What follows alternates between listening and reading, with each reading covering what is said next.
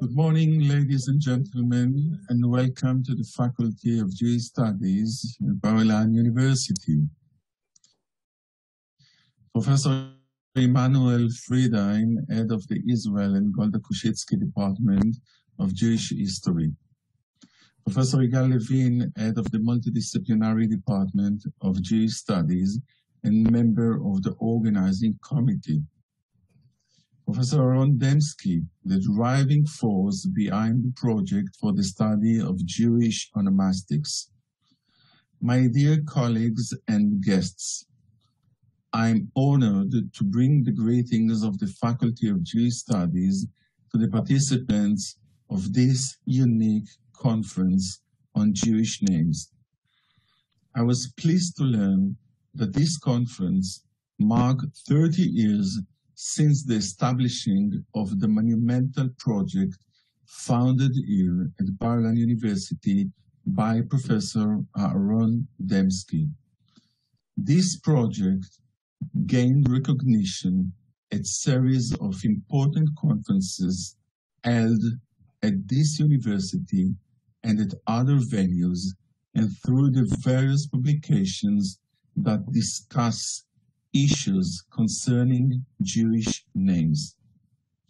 Anyone who has ever participated in these conferences or lived through the publications following the conferences cannot help but be amazed by these important efforts, which offers an expressions of the history of the Jewish people, the Hebrew language and the Jewish languages, our social and history, and many other topics that are all derived from the study of our names.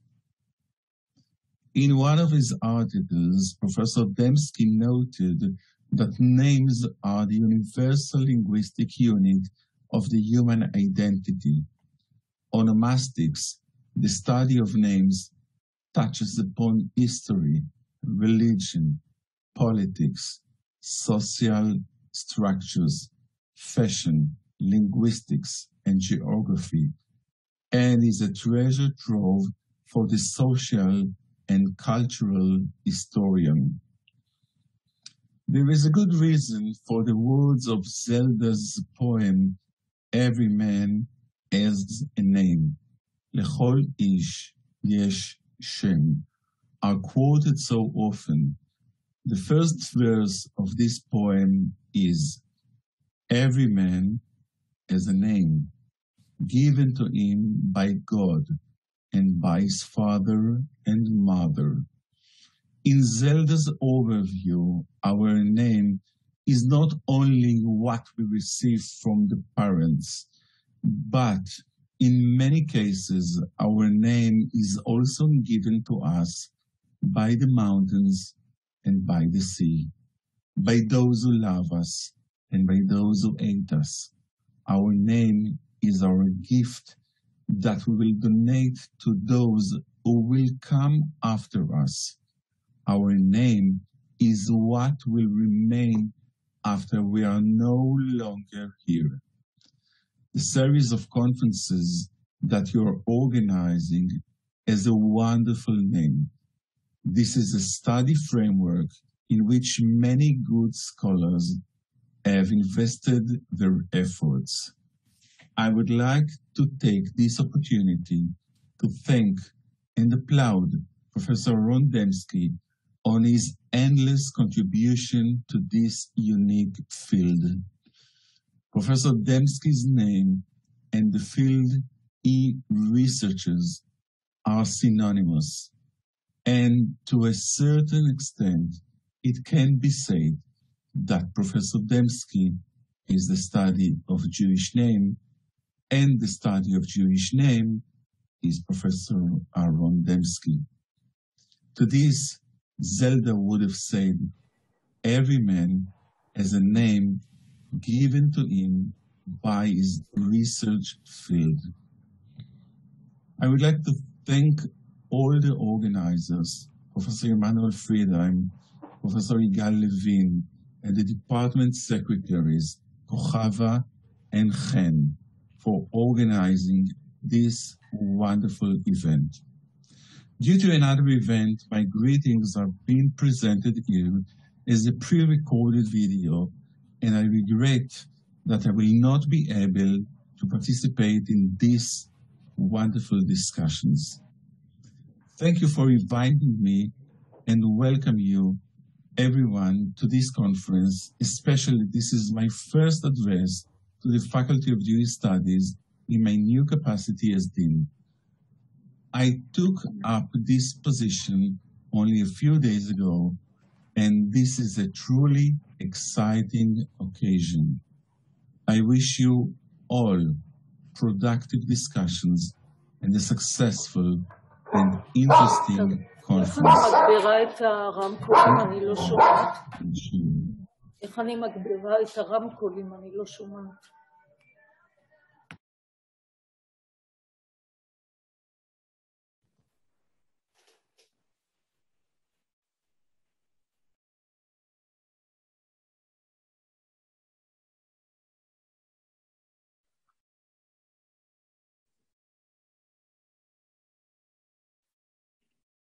Emmanuel? Let me ask you, Professor Emmanuel Friedheim, the head of the Israel and Golda Kushitsky Department of Jewish History and Contemporary Judaism, to now give us his greetings, not pre-recorded. Thank you very much, Professor Dembski and Professor Levin. Ladies and gentlemen, distinguished guests, good afternoon or good morning for those listening from the US. I'm very pleased to greet the participants of this wonderful symposium, which marks the 30th year of the Jewish Names Project. Professor Aaron Dembski is one of my esteemed teachers, whom I'm very grateful for his tremendous historiographical contribution in our department over 4 decades. And I myself was fortunate enough to participate in 2 of his conferences on Jewish onomastics in the past. I'm also extremely pleased that this important project continues to highlight new research in this very important field. Ladies and gentlemen, on behalf of the Israel and Golda Kushitsky Department of Jewish History and Contemporary Jewry at Bar-Ilan University, it is a great honor for me to wish you all an excellent conference. Thank you very much once again to Professor Levin, Kochava and Chen, our secretaries, and Shalom. Thank you. You're Shalom from, okay, you go, all right. Shalom from Israel. Welcome to you all to our 15th conference on Jewish names. 30 years ago, in 1991, I established a project for the study of Jewish names in the Department of Jewish History and Contemporary Jewry at Bar-Ilan University. My goal was to create an academic framework for research in Jewish onomastics. Since Leopold Sunz's groundbreaking Namen der Juden in 1837, many scholars have written on Jewish names, particularly biblical names. I wanted to create a recognized multidisciplinary field of Jewish studies focused on Jewish onomastics, including both anthroponyms as well as toponyms. The conception was to be all-inclusive from the biblical period to the modern age, researching an unprecedented 3,000 years of documented names and naming practices. I recognize that for the social historian, personal names are an untapped source, giving voice to the silent majority by uncovering the positive values and changing fashions of the Jewish people that is inherent in their names. To that goal, I and other colleagues at Bar-Ilan University, just to mention Dr. Tzvi Sedan and Professor Aaron Gemani, taught classes and seminars on specific aspects of onomastics, including the linguistics and social change. We supervised several MA theses, for example, that of the late Ofra Malka Birnbaum, writing for her mentor, Professor Ora Schwarzwald, and the PhD thesis of Dr. Alexander Avraham under my supervision. In addition, with the encouragement of all the chairs of the Koshitsky Department of Jewish History and Contemporary Jewry, we have organized 15 biennial international conferences where hundreds of scholars have given papers on a great variety of topics. An index of these papers, particularly noting those that were published, is in preparation. I'm especially proud of the fact that the World Congress of Jewish Studies has recognized the subject of Jewish onomastics, as did the International Congress of Onomastic Sciences in Europe, when at their Toronto conference they gave us a place. Of course, the main achievement in creating a field of study is publication of research. With the financial support of several donors and foundations, we have published 2 peer-reviewed series. The first, These Are the Names, Studies in Jewish Onomastics, that include 5 volumes. It was published by Bar-Ilan University Press. And the second series, focused on specific Jewish communities, is Studies in Jewish Onomastics, now being published by Penn State University Press. It is with a sense of pride, tempered with much appreciation, I acknowledge the many colleagues and friends who have helped me realize this academic mission of making Jewish onomastics into a recognized field of Jewish studies. It is my hope that this field will continue to grow and add to our understanding of the history and the heritage of the Jewish people. At this time, I wish to thank all those who have made this conference possible. The steadfast support of Professor Emanuel Friedheim, our department chair, to the administrative staff, Mrs. Kochaba Akrabi, the department coordinator, and especially to Ms. Chaim Avraham, who has guided me patiently through the use of the Zoom medium.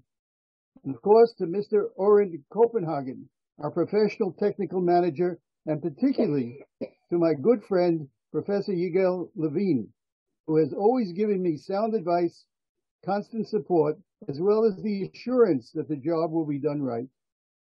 Now I invite you all to hear the first session. Yigal? Thank you, Professor Demski. As you can clap your hands using the reactions button, right?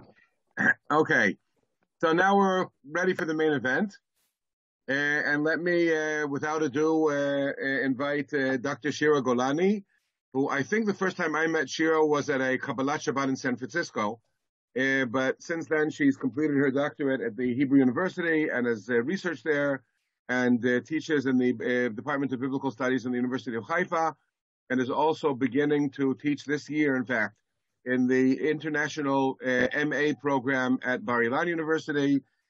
She has written on biblical names and on lists and on other aspects of history and of onomastics and of paleography of First Temple and Dead Sea Scrolls. She's co-edited a volume of Dead Sea Discoveries that focuses on the Damascus document.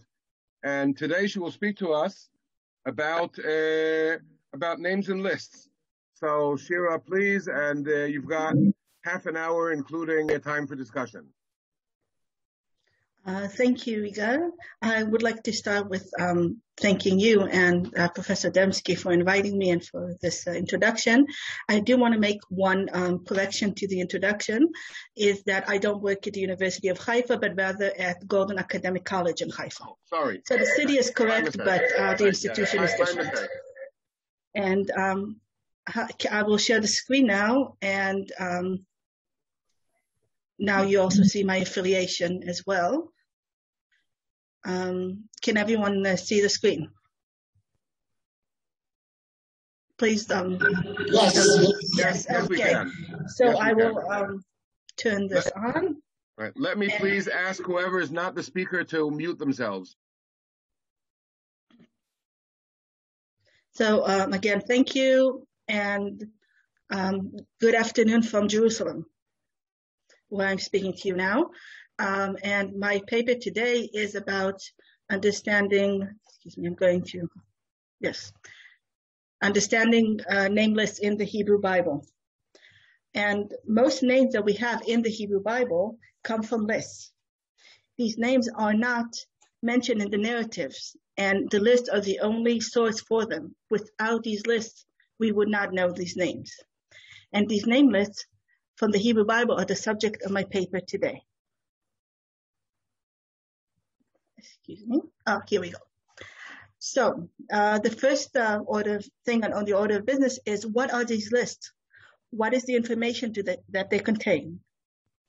And even two names together could theoretically be considered a list. But the Hebrew Bible has lists of many more names, 5 names, 6 names, and even up to several dozen names. And what information do these lists contain? So they have personal names, which would probably sound obvious. But actually, we have some lists, such as the one of Solomon's prefects in 1 Kings chapter 4, that mentions some of the prefects not by their personal name, but only by the name of their father. So, for example, we have Ben Hur Behar Ephraim, the son of Hur in the Mount of Ephraim, Ben Deker, and so forth. And this brings us to the second type of information that we find in name lists, which is the ancestors. Within lists, we usually have the person's name, possibly also the name of his father, and perhaps a few more generations. We also learn about places, place names, or where one is, for example, the prefect, so where they are stationed. We can also have ethnic affiliation, and one such example is Uriah the Hittite, Uriah Hittite, that is listed among David's warriors. We also gain information about position in society or profession. And we have lists of, as I said, officers, military commanders, royal officials, and even spies, the spies that Moses sent to gain information about the land of Canaan. What type of name list do we have? So most people, and I can only guess that many of the people who are listening to me now, when they hear name lists, they think genealogies. And that is partially very much correct, because most of the name lists that we have in the Hebrew Bible are the genealogies, when we have a person, then his son, then or several sons, their sons, and so forth. Another type that is connected to genealogies, but it's not quite the same thing, are lists of kings, or king lists. And they list kings. So we have a king of a certain kingdom, the king that came after him, the king that came after him, and again, so forth. And when indeed we are speaking of a certain dynasty of kings, then we really do have a genealogy list that is also a king list, but that may not necessarily be so. And we have one real king list in the Hebrew Bible, as far as I can remember, which is Genesis 36, 31 to 39, the list of the kings of Edom before the establishment of kingship in Israel. And that is one type of name list that has depth, many generations, many years that are covered. We also have other kinds of name lists that cover people that exist at the same time. For example, military commanders during the time of David, priests. We also, again, we have many lists of priests in the time of David, but for example, in the book of Chronicles, 1 Chronicles 23 to 26, are all basically lists of priests and other cultic personnel. And again, warriors, which are also indeed, and other kinds of officials, civil officials as well. And where do we find them in the Hebrew Bible? Again, most people, when they think about name lists and usually genealogies, they think of Genesis and they think of Chronicles, or Chronicles in Ezra and Nehemiah, and that is true because we have many lists in Genesis at the beginning and at the end, at least the end of the historical period that is covered by the Hebrew Bible in Chronicles and Ezra and Nehemiah, but we also have many lists throughout the Hebrew Bible. And my first point is to ask, why are these lists important, and why they're important now, today, for scholars? Why do I study them? Why do my colleagues study them? Why don't we just skip from one narrative to the next and don't look at these possibly boring lists? And the reason is that these lists give us many names and data that we would otherwise not have. And this is data beyond the leader and his close circle. I spoke of David before. Let me speak of him again. If we read the narratives of King David, we learn about the king. We learn about his wives, his sons, his daughter, perhaps a few of the main people in the royal court, main officials.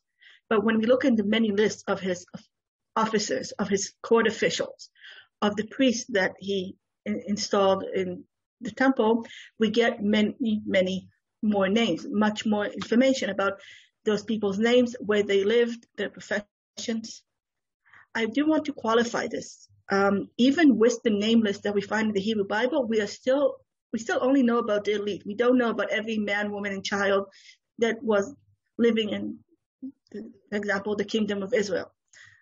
But we still know much more and many more hierarchies and circles of people around the king than we would have known from the narratives. And therefore, it is important to know about name lists because they're source for studies of onomastics, of course, of geography, of sociology, the way the Israelite society was built, and in a way, perception or understanding international relations.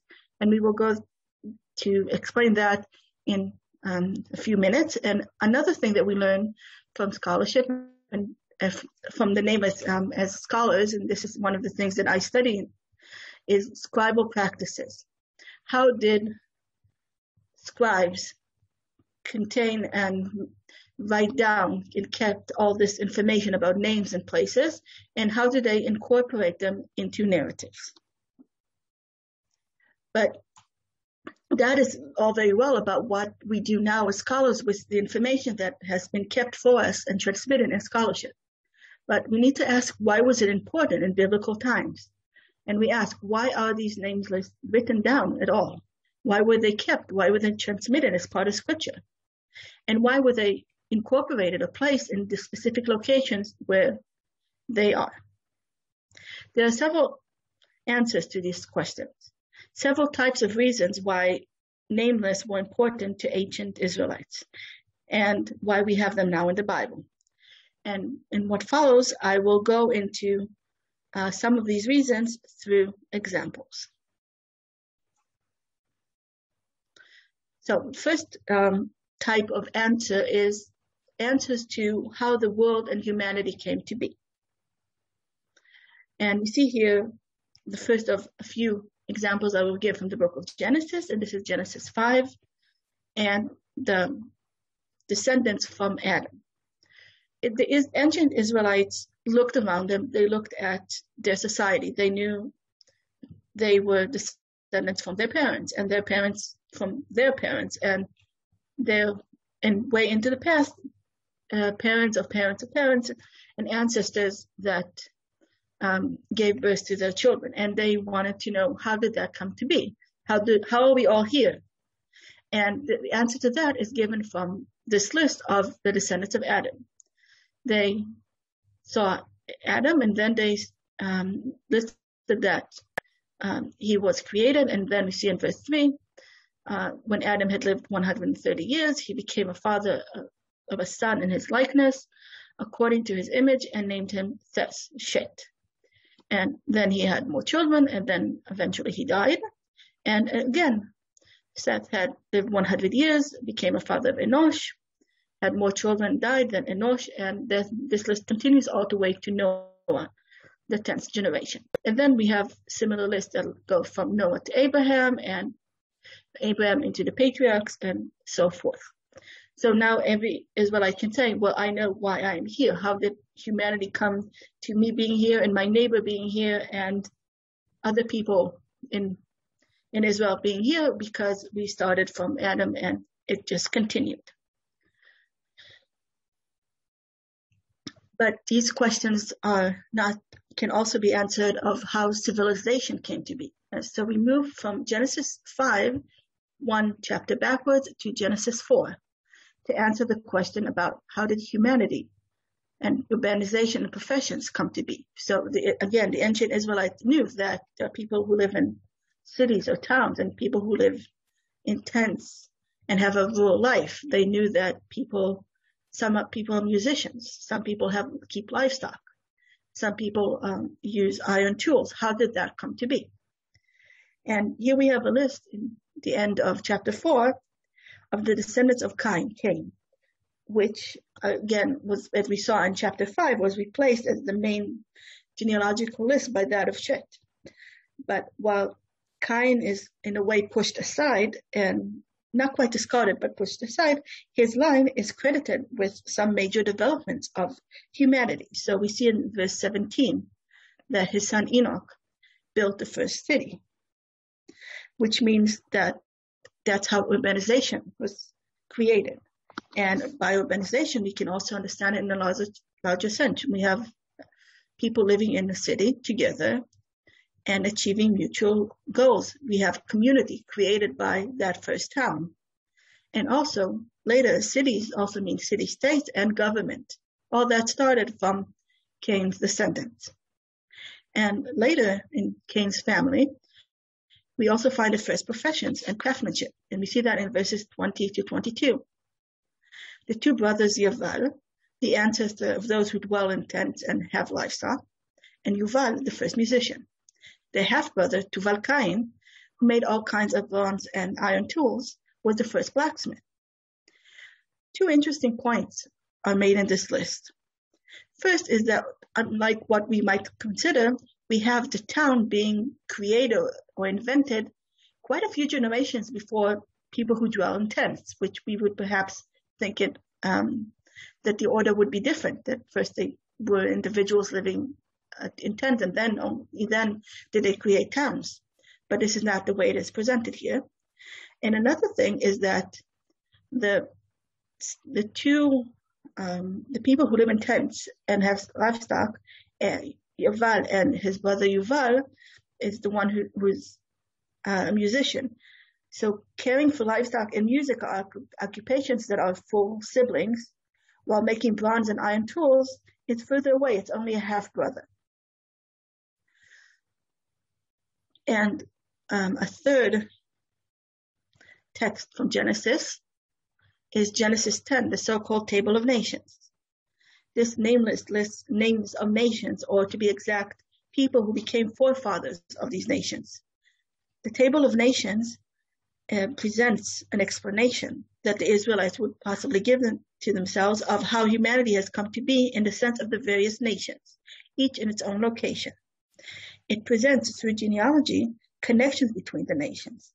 All the Canaanite nations we see here in verses 15 to 17 are presented as siblings. And they are older and more distant from Israel, for example, from Moab or the Ammonites, that are presented later in Genesis 19, which is not on the slideshow, as descendants of Lot, Abraham's nephew. And the family connections in this name list reflect the geographical and cultural closeness or distance between nations.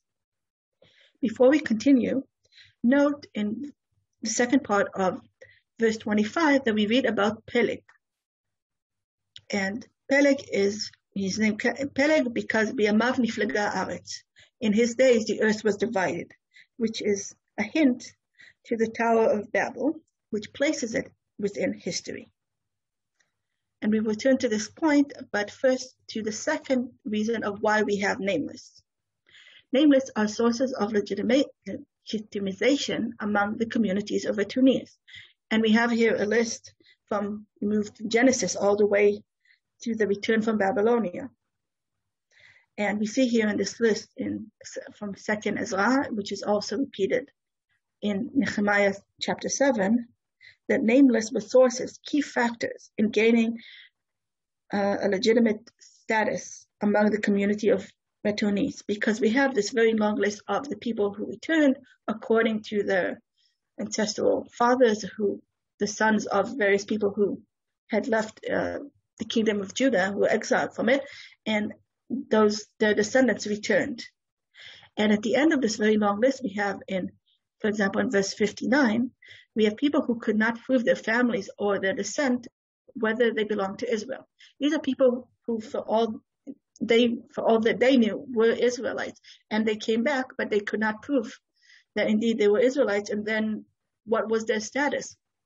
Could they receive land? Could they receive positions in the new, or rather renewed community? And the situation also happens, similar situation we see about people who descended from priestly families. And we read starting from verse 60, but especially we read about those people. We'll read in verse 62. These looked for their entries in the genealogical records, i.e. those lists such as the ones that we have up till now, but they were not found there. And so they were excluded from the priesthood as unclean. And being excluded from priesthood for priests is not just a matter of position or privilege. It also means that their livelihood is at stake, because priests eat food from gifts and other tributes that are brought to the temple. And yet, if you cannot prove that you're a priest, what will you eat? Where will you live? And this is not true only for lists of returnees or genealogical lists. In his book of 2014, Jacob Wright refers to name lists relating to the time of David as war commemoration. His claim is that in the kingdom of Judah, and even more so, that is in the latter years of the kingdom of Judah before the exile, and even more so among the community of returnees from Babylonia, lists of people and places relating to the time of David were used for matters of contemporary legitimization, receiving rights or denying them from others. In other words, those that could show and prove that they are descendants of an official or warrior that fought with David many generations before were entitled, or at least felt entitled, to a higher position and privileges in their contemporary Second Temple society. But those who could not find their names on the list, or even possibly worse, their ancestors were listed as people who, for example, supported King Saul, who lost, were deemed unworthy of a high position. And you also have here a quote from Mark Brettler, also incidentally from 2014, where he writes, thus, genealogies could be fabricated and for legitimation, and to this we add not only genealogies, but other lists as well. And that is another significant reason why biblical historical texts were written. So people who realize that they need their names or their ancestors' names on a list that proves that in the past their ancestors were part of the community, were part of the royal circles, would either completely fabricate or at least write down family traditions within lists to prove their worth and to prove that they can get positions and their legitimization within their community. And now for the third point I want to make. Up till now, I spoke of name lists in regards to the specific names and the specific data that's in them. When I speak of lists as editorial mechanisms or tools, I speak of a list as a whole, the whole bulk of many names together. And that can be used as an editorial mechanism in several ways. So one way is to place ancient narratives within an historical context, as we see in Genesis 1-11.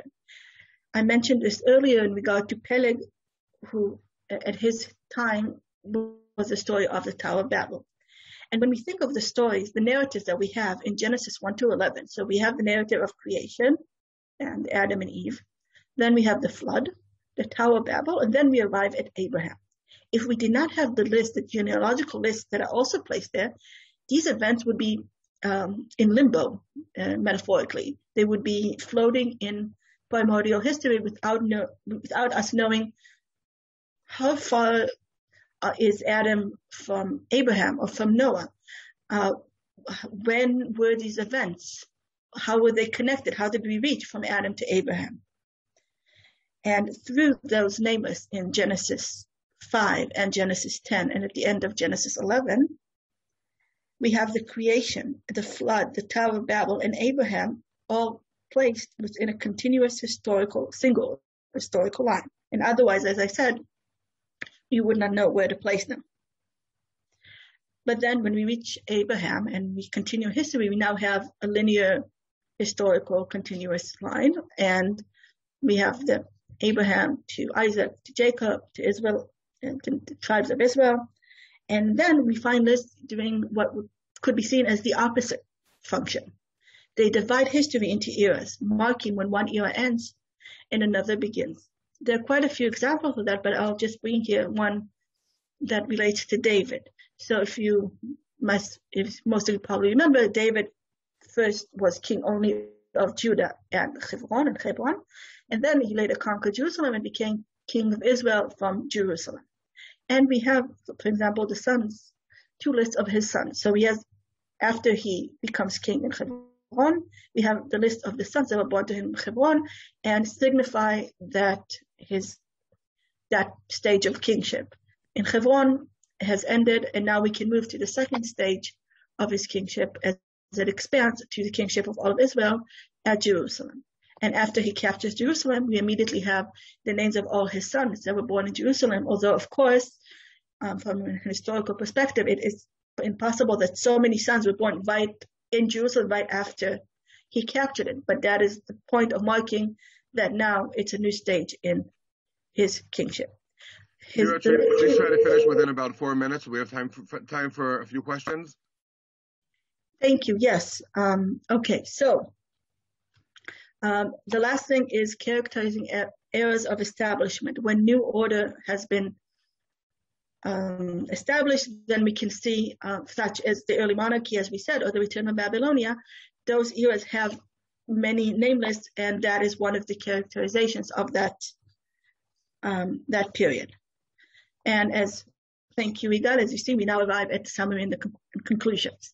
So in the Hebrew Bible, we have numerous name lists throughout the Hebrew Bible. They are not superfluous, but an important source of information in biblical times and today. Biblical name lists partake in the telling of Israelite history. Name lists add significant details to the narratives about larger circles of Israelite society that were unattested in the narratives. We know more about people's names, where they lived, and more. And also, these lists teach us about the scribes that committed them to writing and those that transmitted them. We now know through those lists what interests them and their contemporaries.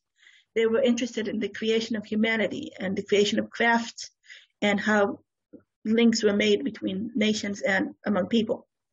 And they were also interested in social legitimacy given to the descendants of listed individuals, and whether it be among the returnees of Babylonia, as well as people who go back to pre-exilic priesthood, the royal military and royal civil officialdom, and even perhaps to the royal dynasty. Thank you.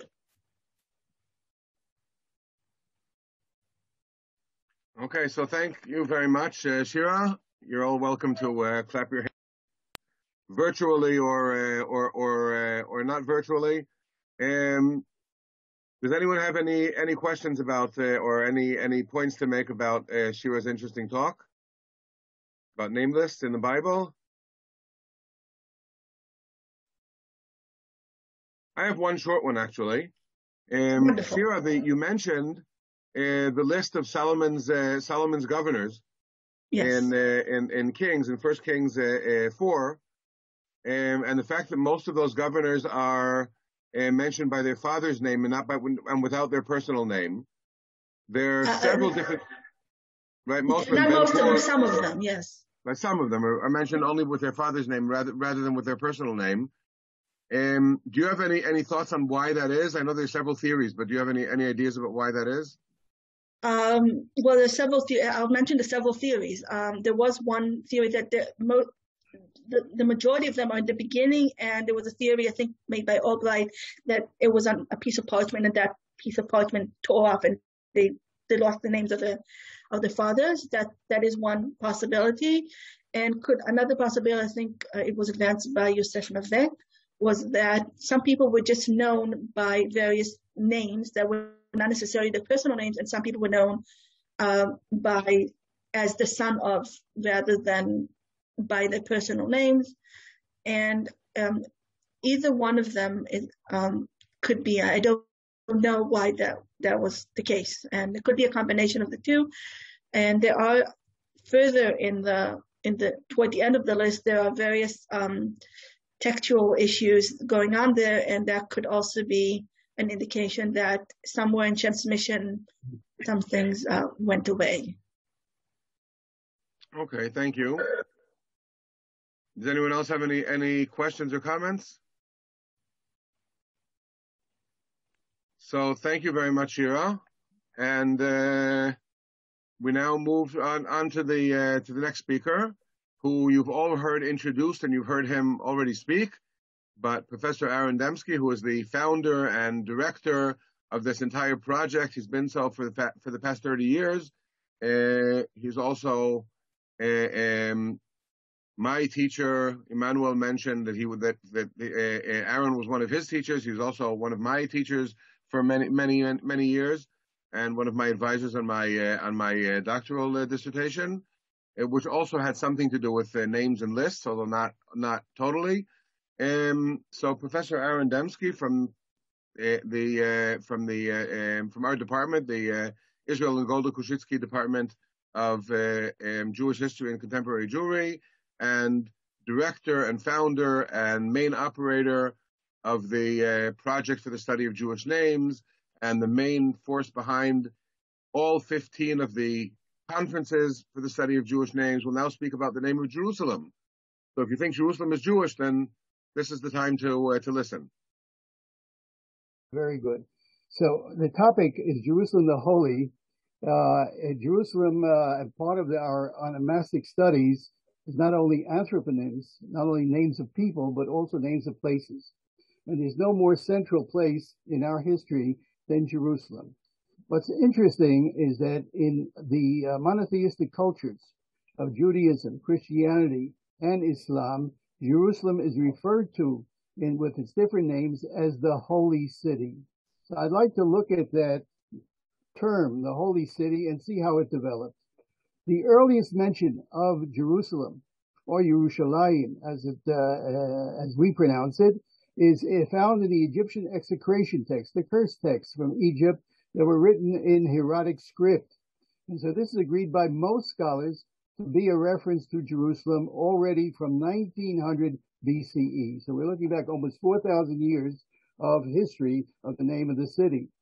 However, we do know that the city was named and how it was pronounced in the Akkadian documents, where the name of Jerusalem is spelled out according to its syllables. So we know that in 1400 BCE, the time of Elamana, where Pharaoh Akhenaton ruled this area, the city was called Urusalim, which reflects again the Canaanite background of the city name. Now, if we move ahead and look at another Akkadian document, this time several hundred years later, Sennacherib's campaign against Judah in 701. And here again, we find a similar close name, Ursalimu. So here we see how in biblical times, the name was pronounced at least by non-Jews who were in the area.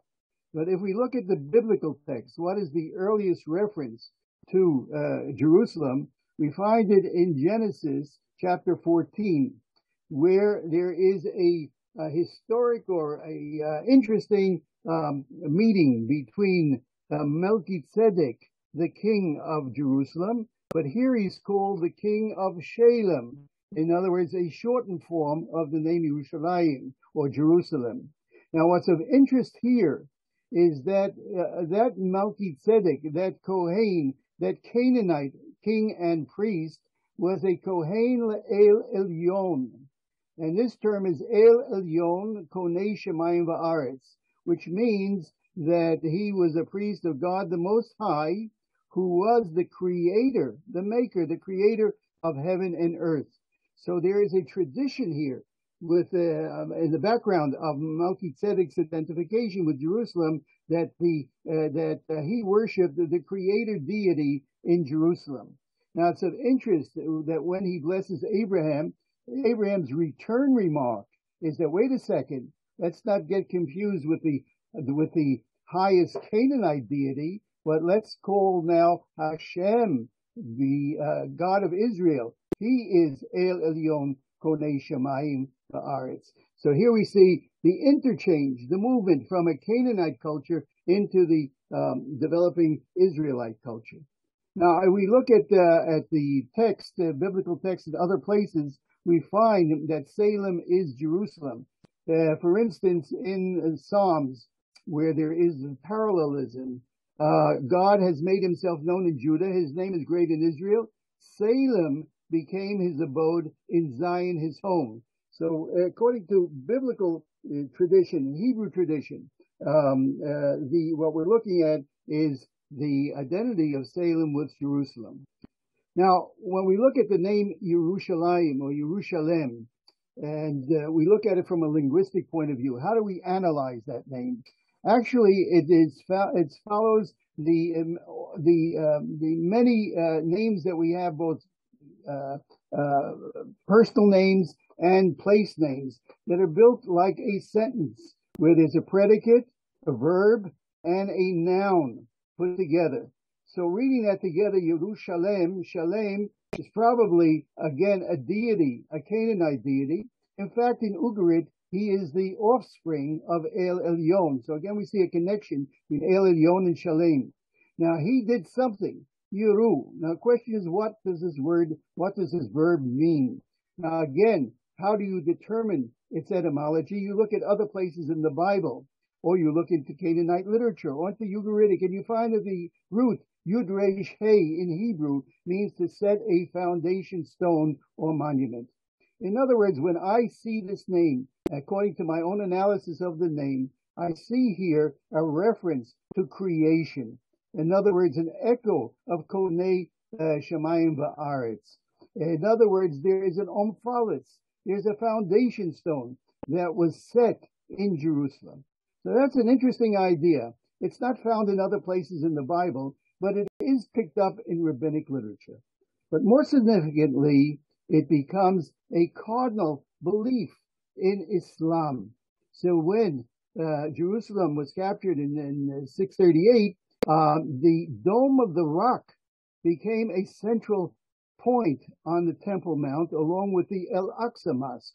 So the Dome of the Rock, called in Arabic Al-Sahra, Even Ashtiyah in Hebrew, becomes a place of sanctification in Islam. Though not a mosque in its own right, it is the Dome of the Rock. And so we see that this idea begins way back in the Canaanite period, goes through the Bible or Israelite culture and in the Agadot, and the literature of the rabbis, and then appears again in Islam. Let's move ahead. We look at an epigraphic document, one that was found close to Lachish. We find here that in this graffito, some Jew who was fleeing, probably from Nebuchadnezzar, inscribed on the limestone walls the name of Yerushalayim or Jerusalem. And what he does is write it Yud Resh Shin Lamed Mem. What we say is a shortened form. Now let's look at that closely. We see here that this name changes somewhere in the early Second Temple period, and it's reflected in the writings of the great prophets who lived at that time. For instance, 2nd Isaiah, chapter 48, it says now, "For they called from the holy city, and upon the God of Israel they trust, whose name is the Lord of hosts." In other words, we find now that holy city becomes a byname for Jerusalem. And more specifically, we see it here, where Isaiah in chapter 52 says, "Awake, awake, O Zion, clothe yourself in splendor." Jerusalem, the holy city. And so we now have this combination that Jerusalem is not only parallel to Zion, but is now has the attribute of being a holy city. Now we look further, we see in Psalms, with again another development, Yishlach Ezracha Mikodesh Umitzion Yisa'adeka, where the name Ir HaKodesh, the city, the holy city, is reduced just to the word Kodesh. And that is parallel, of course, to Zion. So the psalmist in chapter 20 is now even reducing the name Jerusalem to just Kodesh itself, which again has its echoes later in Islam. Moving ahead, we see in the book of Nehemiah, about 445 BCE, that it's not only in poetry and biblical poetry, but also in narrative, where Nehemiah says the people settled in Jerusalem. The rest of the people cast lots tend to come in the holy city of Jerusalem. So what we're looking at now is in the beginning of the Second Temple period, Jerusalem now takes on the title and the meaning of being a holy city, for whatever that means, and that's a development of the thinking and the belief of the Jewish people at that time. Now let's try to understand the forms. So we find the name Yerushalem is mentioned is found 660 times in the Bible. Another 5 times it is found in this form, Yerushalayim. So what we have here is what is called a defective form, going back to the 2 parts of the name, and then another development, a phonetic development by Jews that now reads the name as Yerushalayim, as if it was a dual form. So this becomes now, in Second Temple period, becomes now the way Jews call the city of Jerusalem, Yerushalayim.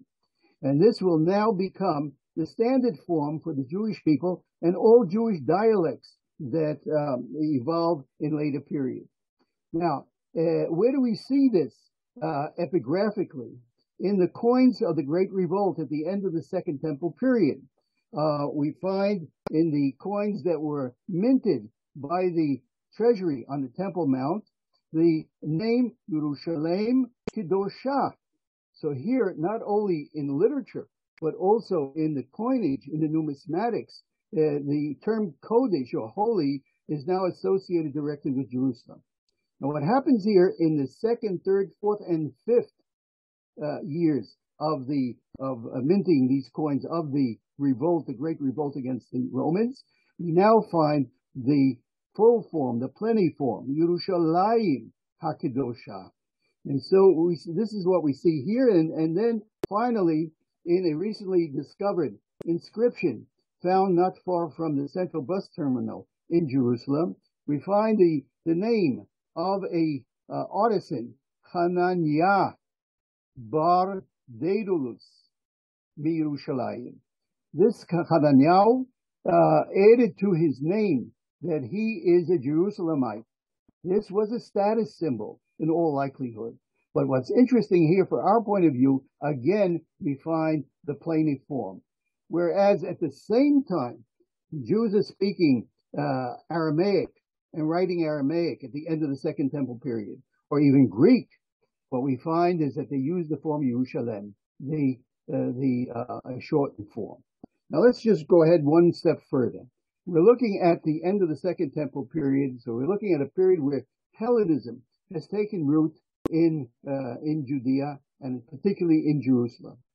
So then we find there are also 2 forms of the name Jerusalem in Greek.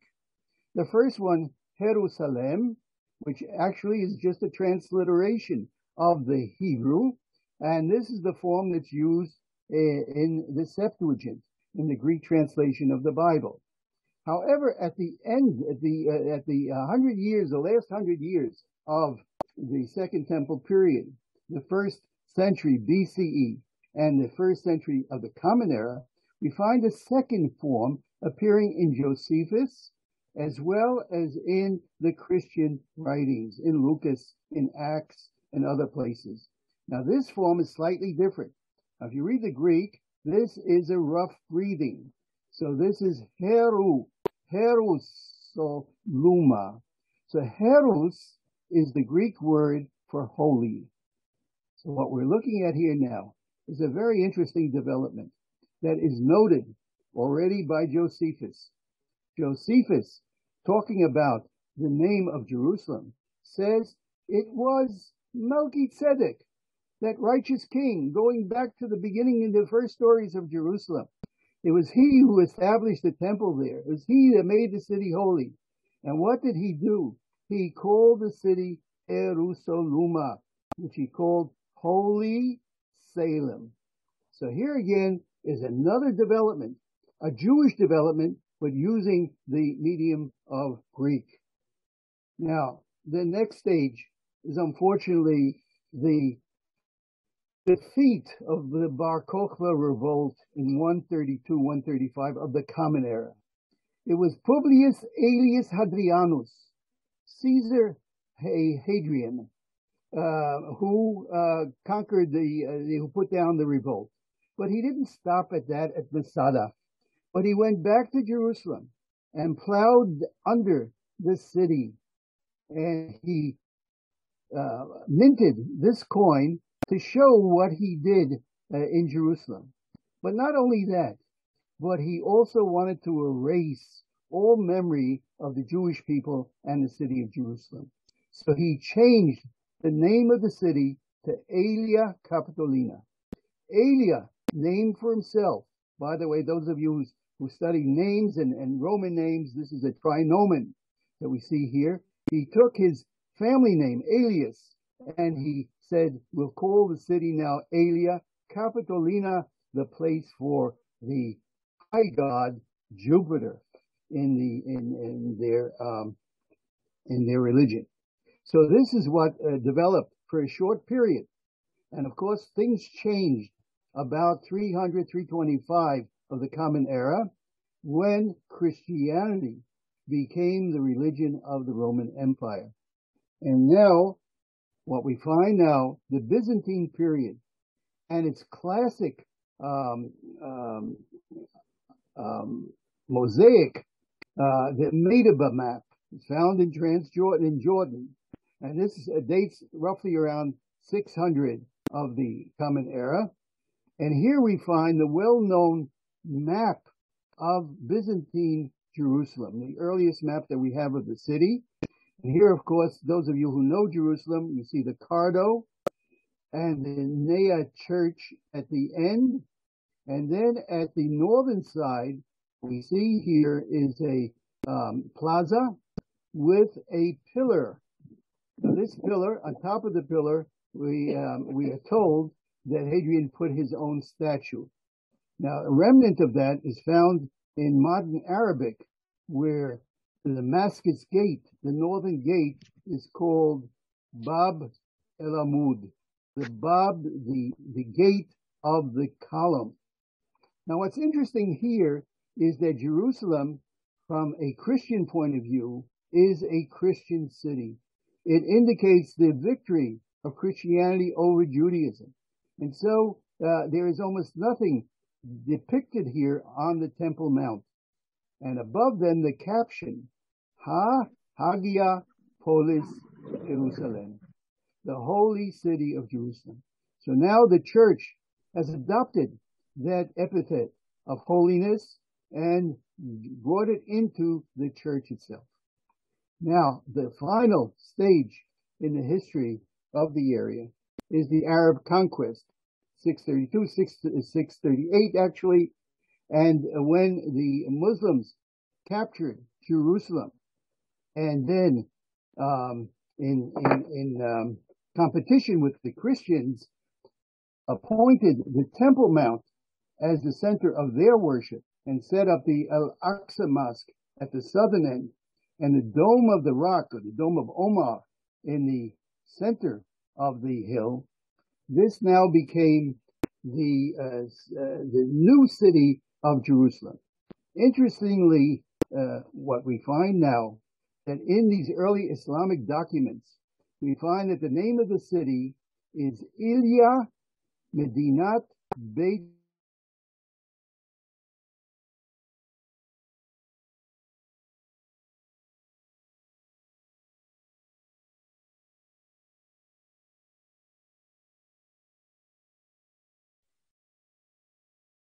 Has Aaron frozen?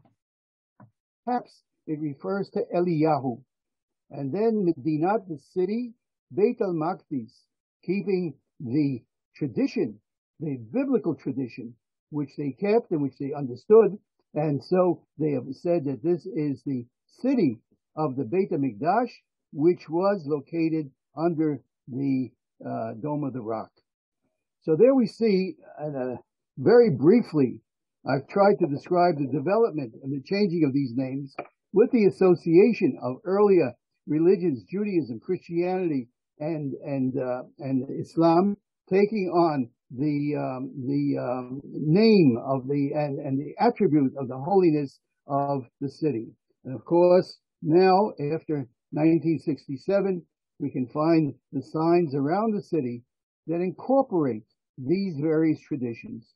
Yerushalayim, the Jewish pronunciation, the Hebrew pronunciation, Al-Quds, the Arabic pronunciation, which is probably a shortened form of Beit al-Maqdis, a shortened form of that, and we already have seen this as a term found in the Psalms, as well as Jerusalem for all our visitors coming from abroad who cannot read Hebrew or Arabic.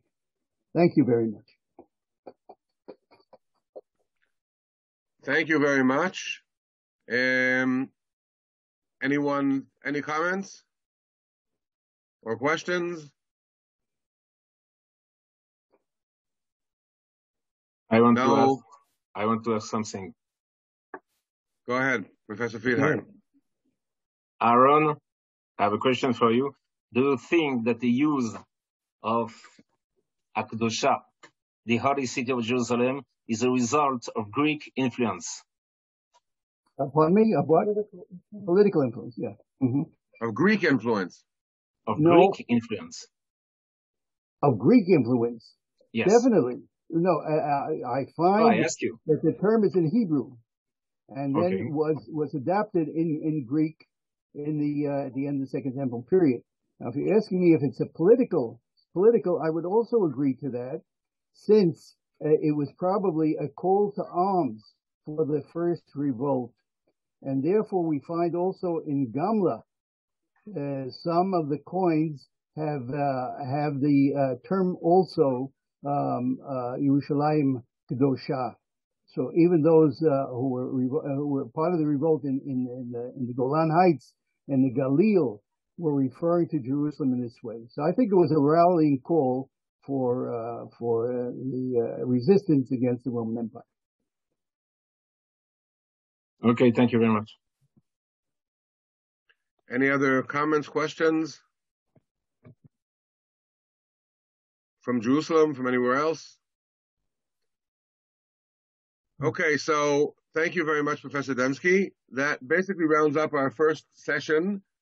The second session is supposed to start at 2 o'clock. So I think we'll give ourselves 4 minutes for a break. Since it's 4 minutes to 3 o'clock, excuse me. Since it's 4 minutes to 3, so let's take a 4-minute break, and then we will begin with Dr. Alexander Bider's paper. Everyone, it's now 3 o'clock, and let me introduce Dr. Alexander Bider, who is from Paris, and I think actually zooming in from Paris itself. Am I correct, Dr. Bider? Yes. Okay. Dr. Bider is an expert on Yiddish, among other things. He published a book on the development of Yiddish dialects, which was published by Oxford University Press, and several other books on names on Ashkenazi and Sephardi Jewish names, and has been a long-time participant in this project of Jewish names, the study of Jewish names, has given papers at several of these conferences, I think almost all of them, in fact, since the very beginning, or almost the very beginning. And today we'll talk about Jewish surnames in the Ottoman Empire. So we're jumping from the Bible or the Bar Kokhba revolt or the Byzantine period or the Muslim conquest, and now we're already in the Ottoman period, so we're coming up to our own time, all the super modern stuff. So please, Dr. Bider, Jewish surnames in the Ottoman Empire.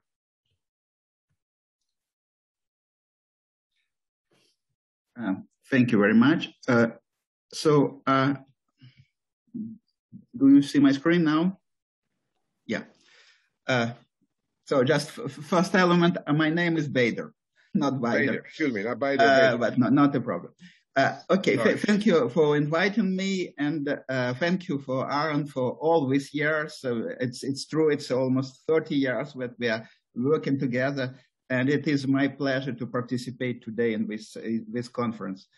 I will speak about Ottoman Empire, but for me it's the third work already concerning Jews from the Mediterranean area.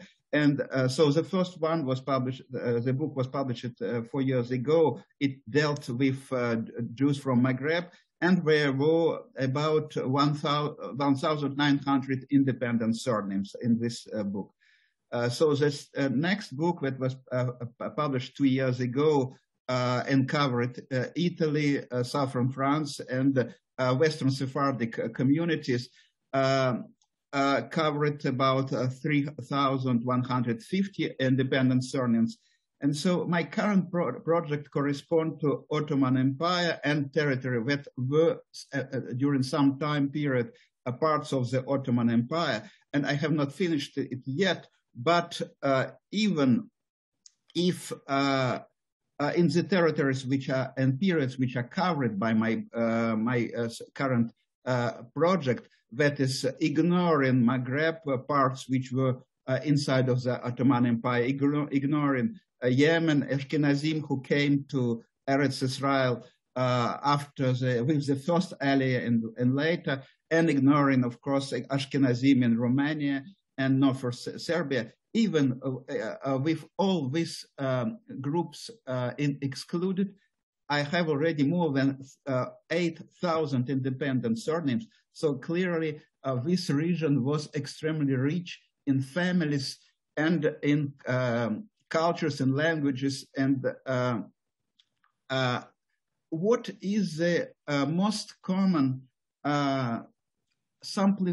extremely simplified understanding of what are Jews from the Ottoman Empire? The oversimplified picture is that these Jews appeared after the expulsions of from the end of the 15th century from Spain and Portugal, when Sephardic Jews came to the territory of what is now Greece, Turkey, and Israel. Actually, when I made, just for this conference, a first statistical analysis of names that are already present in my database and for which I can assign them to one of the groups of Jewish groups who lived in the territory of the Ottoman Empire, the statistics can be understood as showing something totally different. So you can see here that actually of more than 6,550 names for which a group can be easily assigned, the largest majority are Ashkenazic Jews, when 22% is Middle Eastern Jews, with other Jews whose native language was Arabic or Aramaic and who lived in Iraq, Syria, and partly in Egypt. Sephardic Jewish names represent not more than 10% of names found in the territory of Ottoman Empire. And well, all other groups like Jews from Maghreb who migrated from Maghreb to Ottoman Empire, Karaites who lived there, Italian Jews, Georgian. So all of them are with a rather small group in comparison to the first three. So how is it possible? Actually, I don't mean that 44% of Jewish population of Ottoman Empire were Ashkenazi, of course. This would be a false conclusion. So I will try during my presentation to explain how is it possible with statistical figures. Before speaking area by area, I would like to remind very quickly two elements which are most important for understanding the beginning of the Ottoman Empire. And so what were the Jewish groups who lived there in these territories before the expulsions from Spain and from Portugal? So the largest group were Roman Yots, so Jews who were Hellenized, so Greek-speaking, and they lived on the territory of both modern Greece, Turkey, partly Bulgaria, North Macedonia, etc. Then here in Iraq, in Syria, Middle Eastern Jews who were speak Arabic speaking or Aramaic speaking, and on the northern borders of what became Ottoman Empire, there were already Ashkenazic community in Hungary that for more than 1 century was inside of the Ottoman Empire, and so in Central Europe. What took place immediately after the conquest by Ottomans of Constantinople, there was a large transfer of Romaniots to the new capital city of the empire. So very large groups of Greek-speaking Jews moved, who were transferred, moved by themselves, who were really deported to the new capital city from European part and also from Anatolia, from what is now Turkey. This element is important to understand what was the development of different communities and names during this next period. So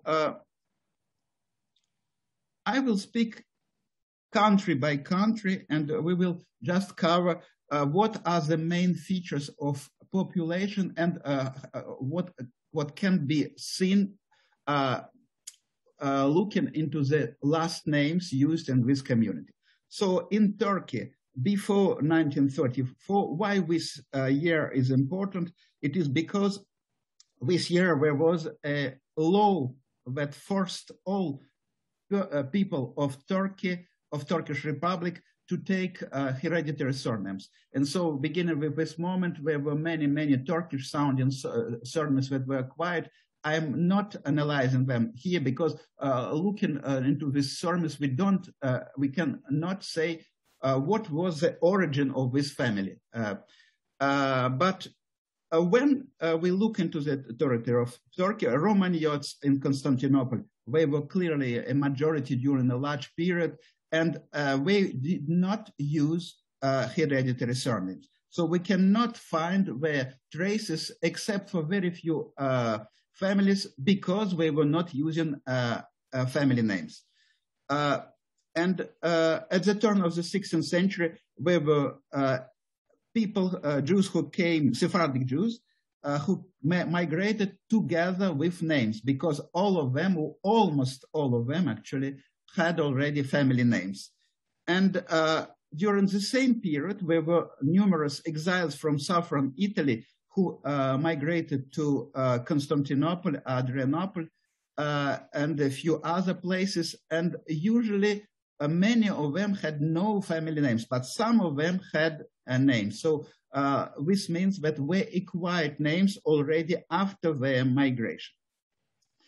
And during the next century, 16th century, there was a number of Portuguese families, so also called formerly Catholic, also called in the historical literature Marranos.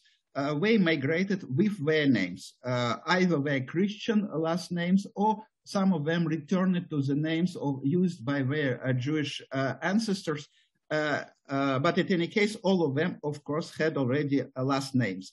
And at the turn of the 18th century, there was a group of Jews called Francos who migrated, who were covered by the consulates of different Western European countries. And when all of them, of course, also migrated already with last names, and mainly from Italy. So this is a composition of, which is valid for Turkey. For Greece, the situation was very similar, but there were some differences. For example, in the most important city for Jews, Salonika, there were also a community from southern France, from Provence, and we migrated there already with last names. I just gave here a few examples like Bedresi, Caspi, Harari, Nake, Narbona. So all these names correspond to where we were initially acquired in either they were already used in France, or some of them could be for some branches already constructed in Salonika, just in honor of places, or remembering the places from where people came. For example, Bedresi is a city of Béziers in southern France, and Harari is a Jewish calque of Montpellier, someone from Montpellier. And we were also a group of migrants from Morocco, Algeria, who lived in Salonika already in 16th centuries. We migrated usually with names, and there was much larger proportion than in Constantinople, in Salonika, of Southern Italian. And as I said, in Southern Italian, many of them came without names because it was not a tradition yet in Italy at that moment. And so we acquired names already locally. And one example is particularly well known. It's the family of Perachia. It was a family from Apulia, from southern Italy, and the father, whose first name was Perachia, he came to Salonika, and his son and his grandson, etc., we already used Perachia not as a first name, but as the last name. So the name of the first person who came from Italy to Salonika. And in comparison to Constantinople, of course, there was a much smaller proportion of Romagnots present here because of the transfer that took place after Constantinople became, or Istanbul became the capital city of Ottoman Empire after 1453. In Greece, there are two special cases. One special case is the island of Crete. It was part of Ottoman Empire during 2 centuries before it was Venetian, and because it was Venetian, there was some development that were totally different from other areas that became later parts of the Ottoman Empire. So it is here that we find the oldest Romagnot names that were already used as family names at the end of the Middle Ages. So Kapsali, from a very close island situated not far from Crete, Huli, Korkidi, Mavrogato, Politi, all these names were already used by Jews in Crete during the Venetian period. And some of them came, Kapsali, the family is very famous because several of its members became chief rabbis in Constantinople. And also with Venetian, there were some names that came from Venice. And for example, Del Medico, it is an Ashkenazic, original Ashkenazic family from Venice and of physicians. And we see in these names, it is not standard in Italian. It's really the Venetian dialect, Venetian idiom in which Del Medico, from which Del Medico, so of physician, came. Another special case is Greek-speaking community that existed from the end of during the last centuries mainly in western, northwestern Greece, but also in some places southeast like Chalkis, Ioannina, Arta. So were really this name. So this community were well different from others because they were Greek speaking. So and they were following the Romagnot rite. But can we really assert that people, Jews who lived there, were all descendants of Romagnot Jews who were Greek people before the arrival of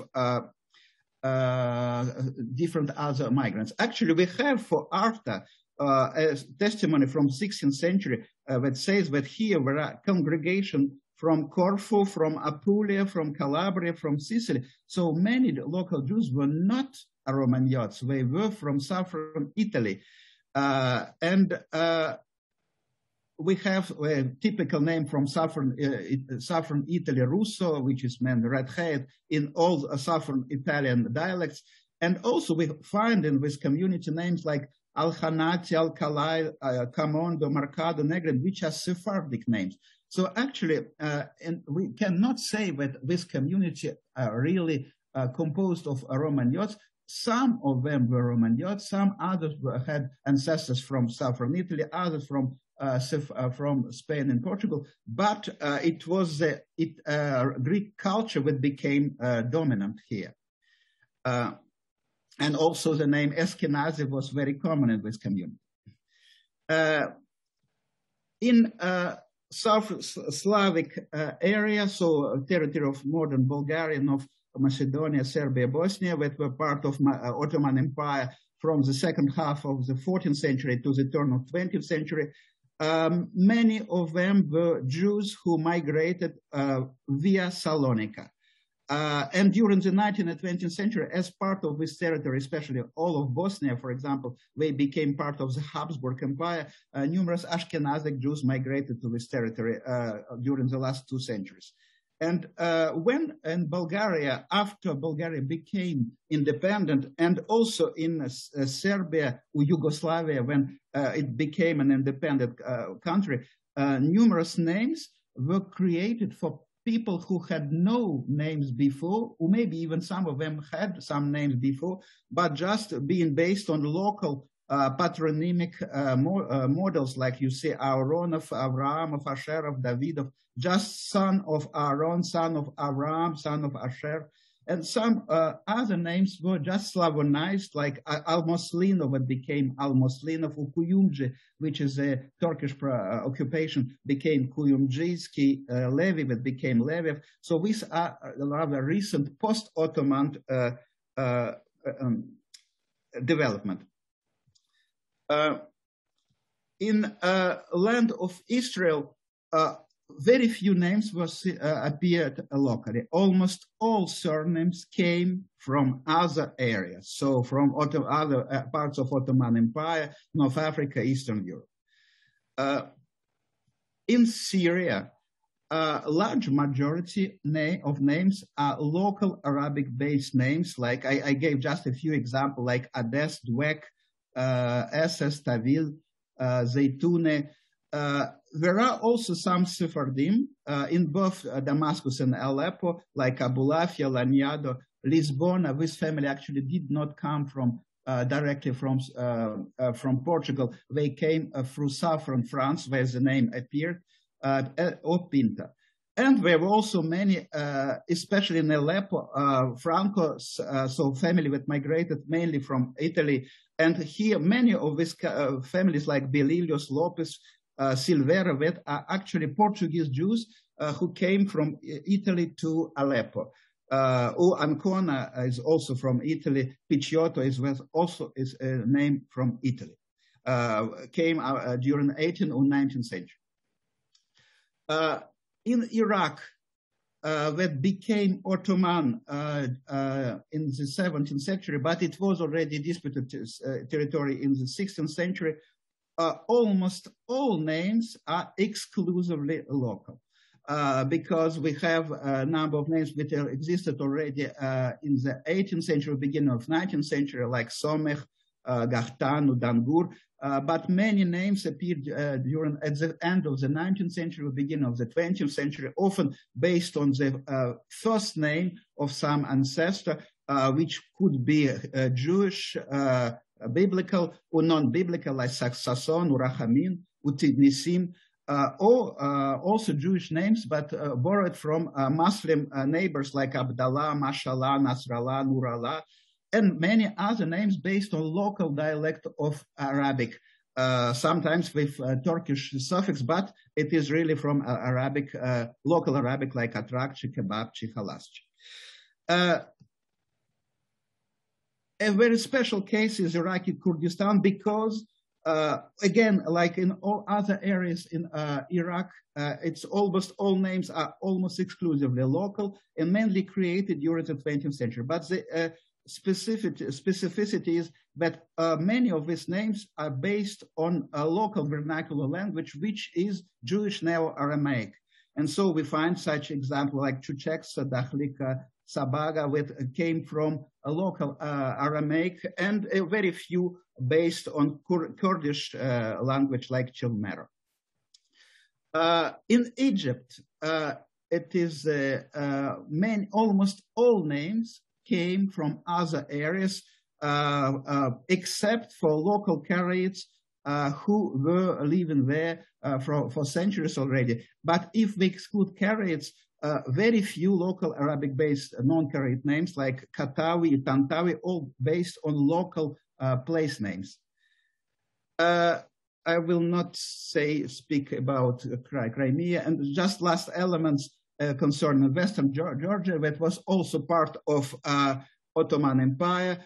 And here again, like in Iraq, all names are exclusively local, and there are about 200 names, and almost all of them are ending in Georgian word for son, Shvili. So all of them are local. There are no traces of migration from other countries. So how, just my conclusion, how is it possible that we have this distribution? Actually, this distribution is, it is like that because every name is taken into account just once, by ignoring the frequency of name. For example, Ashkenazic names, 44% at my dictionary currently, each name corresponded maybe to one person or maybe one family that came either to Egypt, Alexandria in Cairo, or to land of Israel before the first Aliyah, or to northern, or to Bosnia from neighboring areas, or to Beirut, for example. Many Jews came to Beirut to study, for example, in the 20th century. So every name has just one or two bears that I was able to find. But the 10% of Spanish or Portuguese names, they had many bears. And so the frequency is much bigger. And for Middle Eastern, where a percentage is so large, it's because many of these names are rather recent, like in Iraq, for example. And so as Jews of Iraq took names rather recently, many families took different names. And so this is why the number of names is much bigger than the number of Sephardic names. Thank you for your attention. Thank you very much. Does anyone have any questions or comments?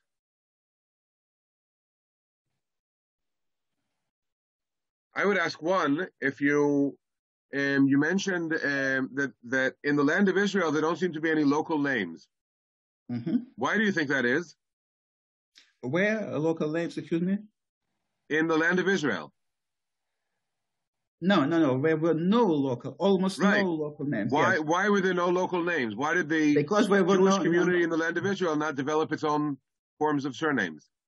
Because there were almost no permanent population. There was a large community in 16th century, but it was mainly composed of Sephardim and partly of Ashkenazim. But after the economic crisis and other events, Safed, which was the largest community, its Jewish population decreased dramatically. And the beginning of the 18th century, there were almost no Ashkenazic Jews at all in this area. So people who were living there, very few families were really permanent inhabitants. And they were going back and forward. And so this is why almost all names were just migrated names. And those who lived there for centuries, they lived in the with the population in the area where majority were people who were not using family names. So there were no reason for them, exactly for Jews, like for Jews in Iraq or Syria, there was no reason for them to use family names because other people around them were not using family names either. Okay, thank you. Any other questions, comments?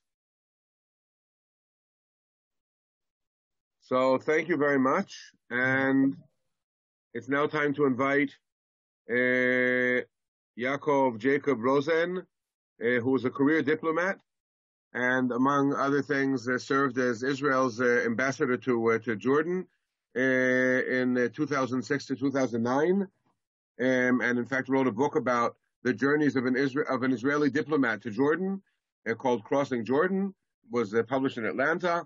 He speaks many languages, as befits a professional diplomat, and today deals professionally with demographic mapping, and he will speak about indexing Jewish names, surnames, in Cairo using Facebook, the Facebook tool. So please go ahead.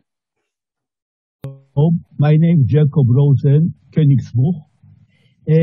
I'm a retired diplomat, and as a hobby, I am dealing with genealogy and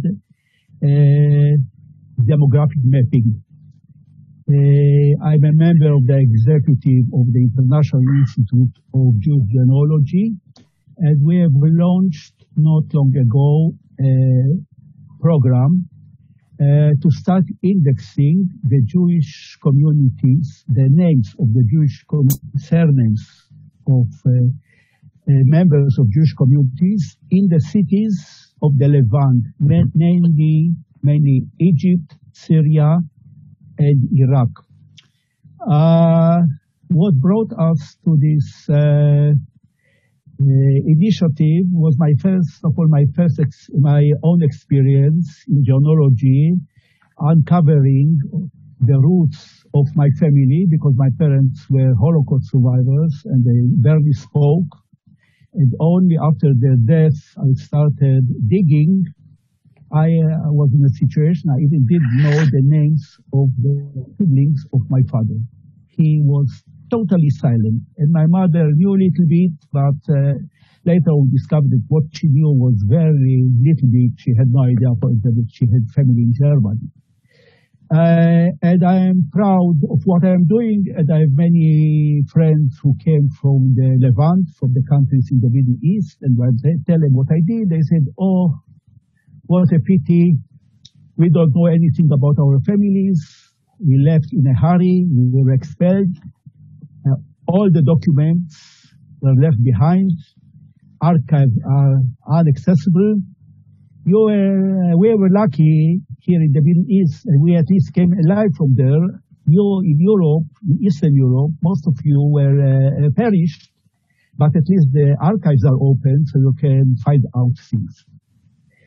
And this, I started, it looked a little strange for me, so I decided, it looked as a challenge.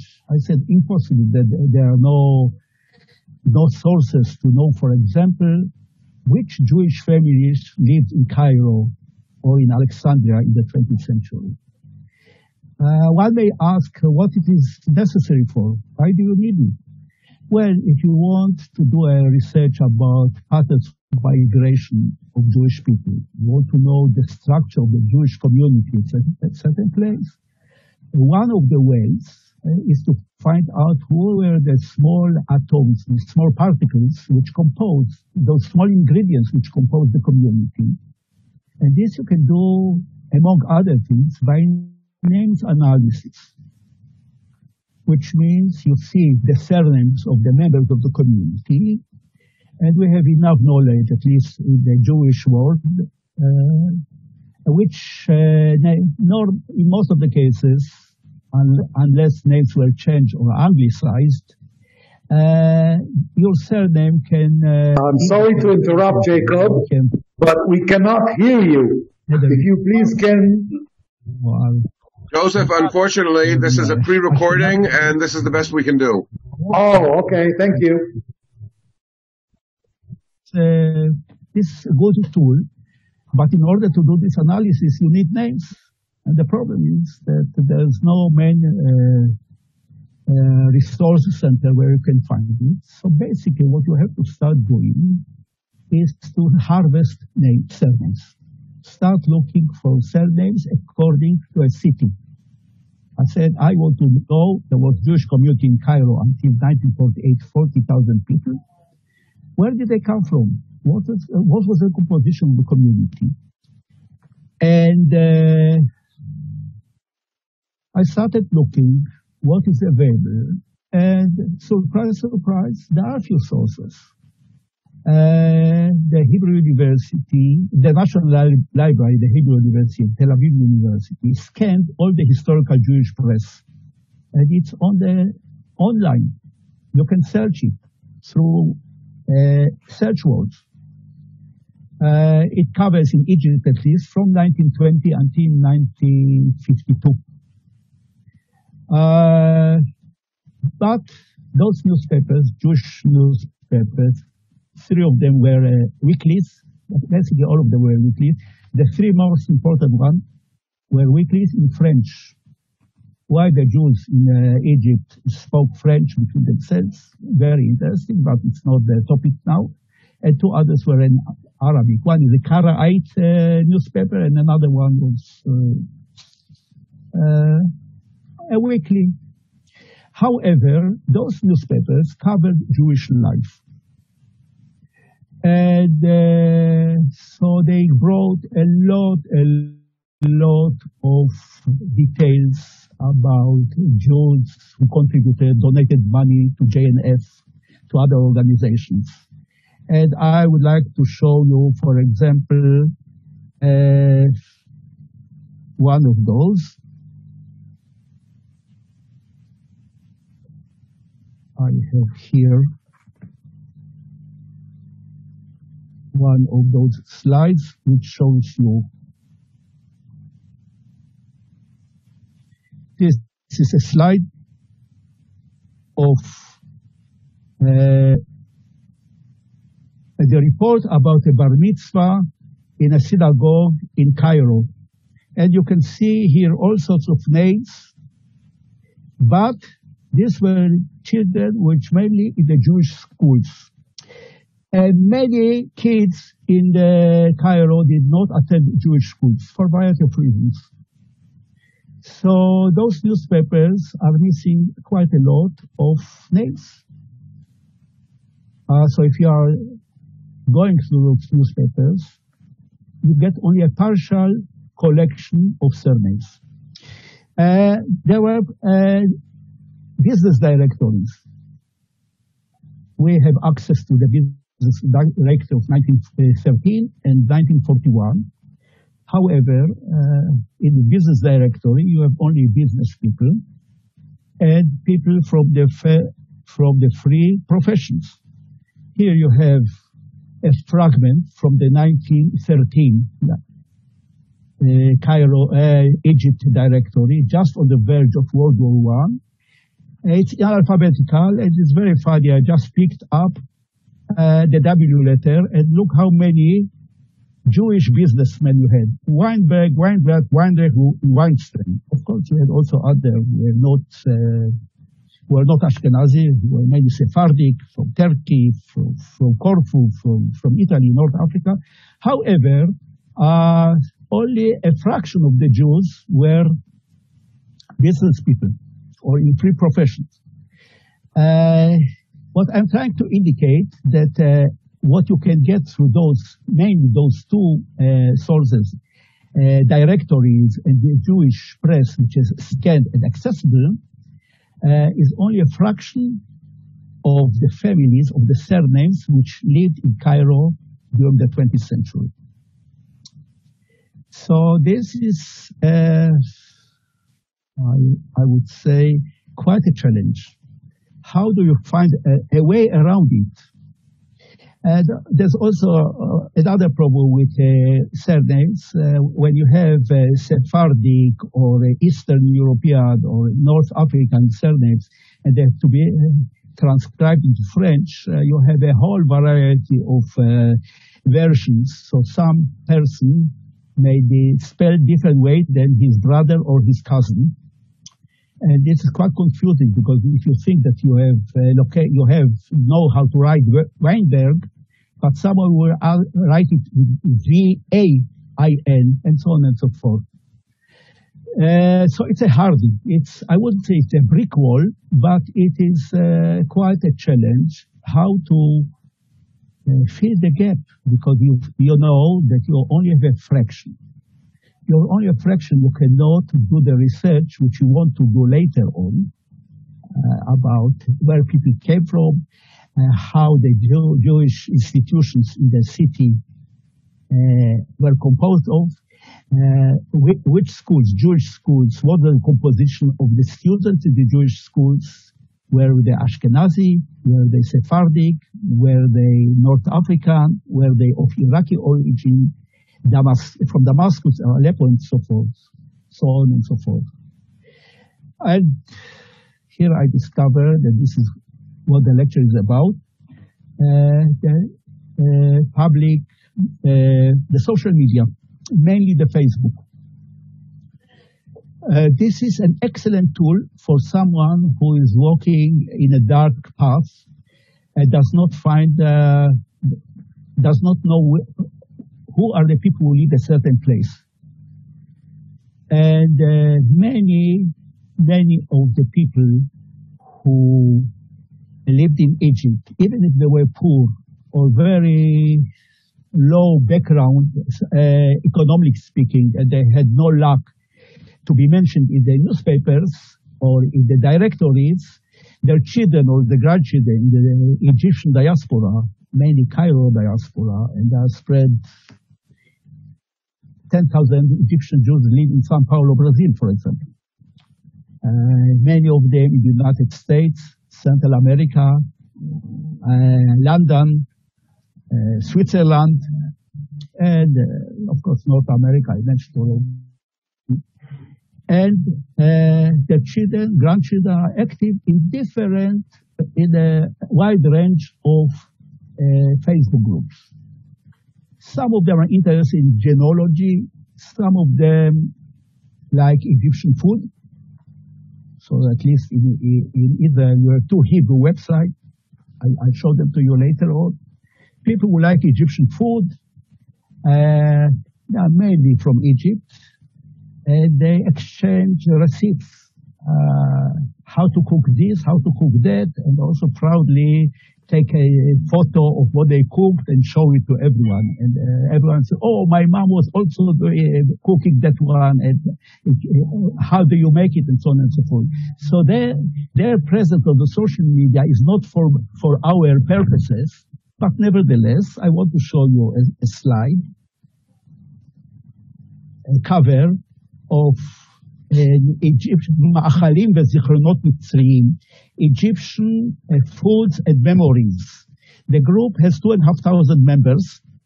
The leaves which you see here are the leaves of molochia, very, very popular Egyptian soup.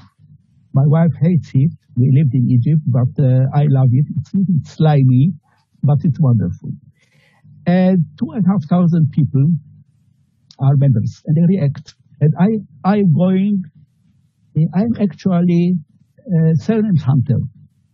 I see a name, I know the name, or I don't know the name. So I contact the person, either openly on the page or send him a message by messenger, which I will not show you a messenger because it's private. What is on the Facebook groups is more or less public knowledge. And I asked them, are you of Egyptian origin? And sometimes they say, no, my husband is Egyptian. And he likes Egyptian food, so I learned to do so. I asked, what's the name of your husband? Because her name does not look something which I know of. And she says, oh, my husband is so-and-so, and I'm so-and-so. And then after I made published the first index of of Cairo names, here it is. It's actually already a second edition, an update, which was done the 23rd of June this year, where I have, in the first one, last year, I have 1,854. Then I published it in several of those groups and asked people, you see what I wrote? I added more important sources I was not aware of, and what I say. So take your time in front of a computer screen, not yourself, because reading 2,000 names through the cell screen, you will miss a lot. And look at the introduction and then scroll to the surnames. If you have corrections or do not find a family you know, please let me know. Here I give the link, and then the dialogue starts. Here is a nice example I published. Let me move it a little bit. Someone writes to me, oh, sorry. It escaped. What's escaped to me? Oh. Natalie Istro Ross. You can add Luza, Istro, Moshe, and Baturi. Whoops! I just saw you have Luza. She was probably reading from cellular. My grandfather was Joseph Luza, and my mother left Egypt. So I say, thank you, Natalie. Look at Moshe. It is there because you see, the way I found it, Moshe, M-O-S-C-H-E, and she spells it M-O-C-H-E. So she didn't see. Okay. And I said also, and then I say, oh, but Istru and Baturi are new for me. And then we have exchange, which is not here. And I found out things about it. And what you can see here, someone writes to me, sorry, what he writes to me? Oh, thanks, Salama is there, and Amir and Salama are missing from your list. I say Jacob Rosen Königsbuch, by the way, it's funny. Königsbuch is the maiden name of my mother, because I do research about my mother's family. Königsbuch means in German King's Book from the Bible, very rare surname, which later on I explain to you, not so later, very soon. People see me with such a German name, mingling around people from the Middle East, they're a little suspicious. It's funny, but then I show what I know and people start taking me seriously. So someone writes, Amir and Salama are missing from your list. I say, thanks, Salama is there, but it's spelled with C-A-L-A-M, not S-A-L-M.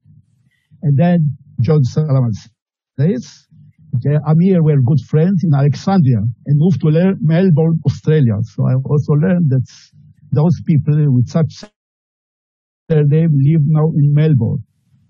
And then I'm a little nasty and say, Yosef Salama, as you probably noted, this is an index of Cairo, not of Alexandria. I shall add Amir to Alexandria. So people are not, because they get to those groups for other purposes, not for surnames instead. So I'm a little bit confused. I said, oh, yeah, you didn't find me here, you didn't find me there. But this is how it goes. Here I give you another example. Jacob Rosen, thank you. I have 40, because someone says forte. It's here on the top. Sorry. Forte is different name. Also, I asked. Forte, thank you for your important clarification. Someone said, give me compliment. Ha, ha, ha. Very nice. All the names I look are listed. Great job. Okay. Someone, this is from a list which is in French of the mainly Jews who live in Sao Paulo. They correspond in French. But still, I know the family, so to all of them there. And they thank you.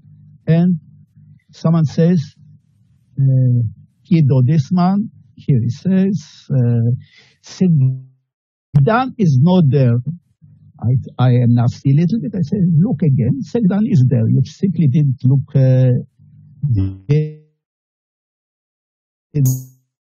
did look properly.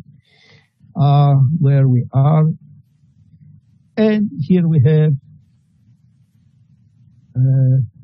so this is how the dialogue goes.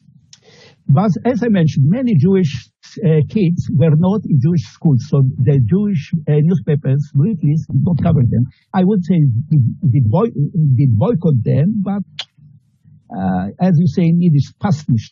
It's not nice. The Jewish weeklies report about kids who study in schools of the churches.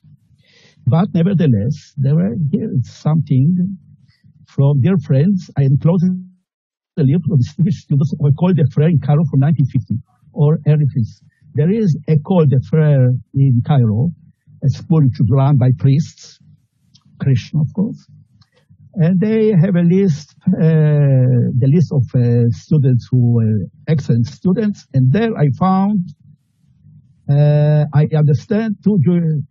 underlined two Jewish students, Nakab and Rothstein, which we know as Gross, Bible Jewish. Does it ring a bell? Yes. And this is what I get. Deborah Sachs-Barsky. My mom's name was Blanche Cohen. Very nice. And then Delen Shatach says, oh, that's my cousin, Ralph Nakab. Okay, Nakab. Okay, so she confirmed that Nakab is Jewish name. And then I found out that I have such a name, but in another city. So then I'm curious. This is how I investigate. Thank you, Elaine. Is Shatach your maiden name? Any idea where the Shatach and Nakab originated? I am Nakab. I was born in Cairo in 1964. Shatach is my married name, and my husband is from Beirut. Look how, from a little bit of dialogue, what a wealth of information I managed to get. And suddenly, Nakab, I'm Albert Nakab, Nakab's daughter. Can it be more beautiful than that? Okay. So here it goes.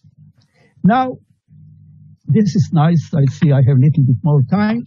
I show you a list of donations to the Jewish National Fund of trees and money from Cairo. There's Zaptenberg, it's of course mistake, Zeidenberg, you see it here. Zeidenberg, Masliach, and suddenly donations for arbor, donations for trees, Farhi, Gabai, Maslaton is the Damascene name, Saida, and so on and so forth. And suddenly I see this thing. Société Israélienne, sorry. Let me just move it a little bit. Société Israélienne Yemenite du Cairo. They donated to Keren Kayemet 120 piasters. Yemenite Jewish Society in Cairo? I saw one or two surnames when I collected names, which looked Yemenite, but not, they could be something else as well. So I put on a Hebrew Facebook group of Jews from Egypt. Do you know members of the Yemenite community in Cairo? And I got 12 names, 12 surnames. And I started looking again. Maybe I missed them when I was making my research. And the way they spelled it, it was not there. It seems Mr. Ralph Harari donated 300. Mr. Maslia 30. The whole community, the whole Yemenite community contributed a modest amount. Which means that there were people with modest income, but nevertheless it opened me a window. There was a Yemenite community in Egypt, in Cairo. And so it goes. As I mentioned already, Maslaton, for example, Egyptian are from Damascus, Gabai are most of the cases from Baghdad, and so on and so forth. Here, for example, I have,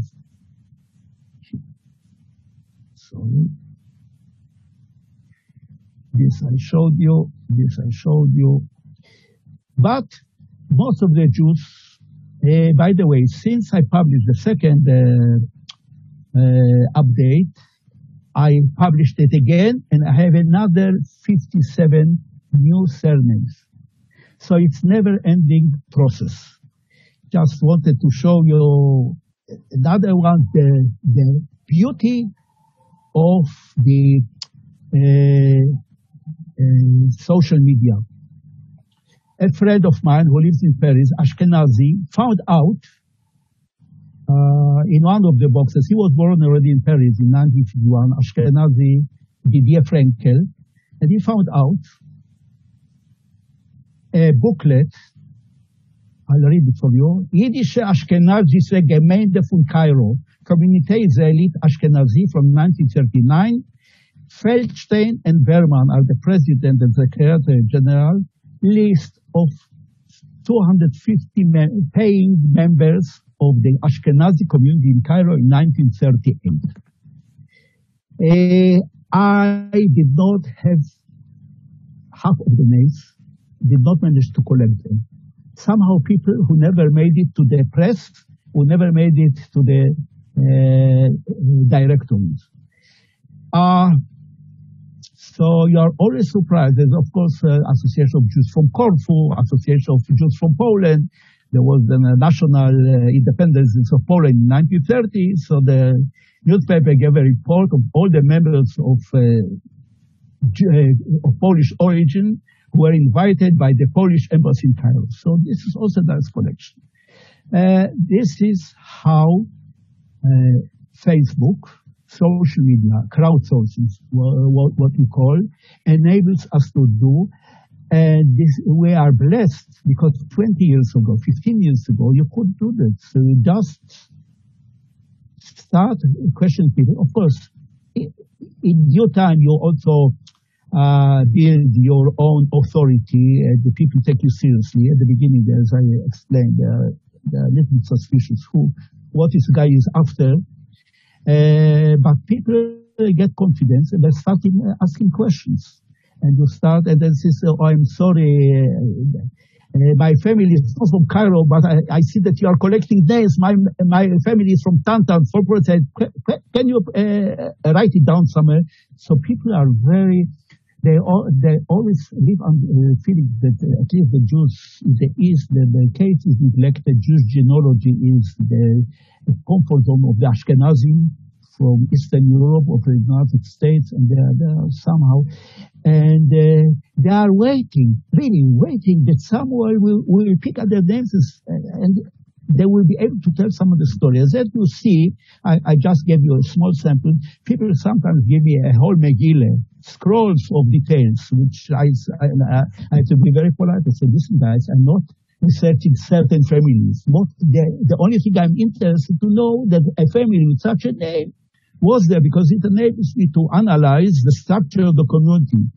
But, people are so excited sometimes. So I let it go. Okay, I think that I gave you a glimpse of what we can do, By the way, it can be done about every community. I did it about Alexandria, about Port Said, about Baghdad, Damascus. Now I'm working on Basra in southern Iraq and Mosul, which was until a few years ago the capital city of ISIS until 1948. 6,000 Jews live there. And we just discovered last week that someone at the Mosul University wrote a PhD about the Jewish community there, and he gives names which I didn't find anywhere else. Okay, I better stop here. If you have questions, you will see my name, Jacob Rosenkenigsbuch. There's only one of the kind on the internet, and on the Facebook, you can always contact me by messenger, and I'll be more than glad to answer questions. Thank you, and good night, good morning, good afternoon.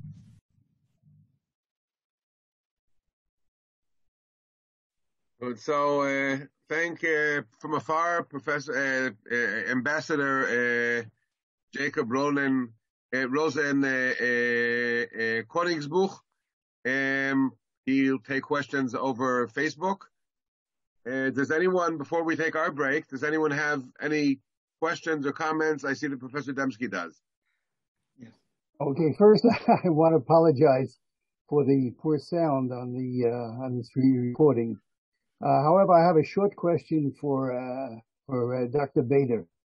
Also seems to have a question for you, so that's so. Oh, okay, fine. We have this exchange over the years. Have you done anything on names that were translated into Hebrew? The name Miyuchas that's found among the Romeot Jewry seems to come from the Greek, Evgeny. I wonder if there's, do you see that both in the Greek and in the Hebrew, or any attempt to Hebraicize their names specifically in the Romanic community? Well, for me, yeah.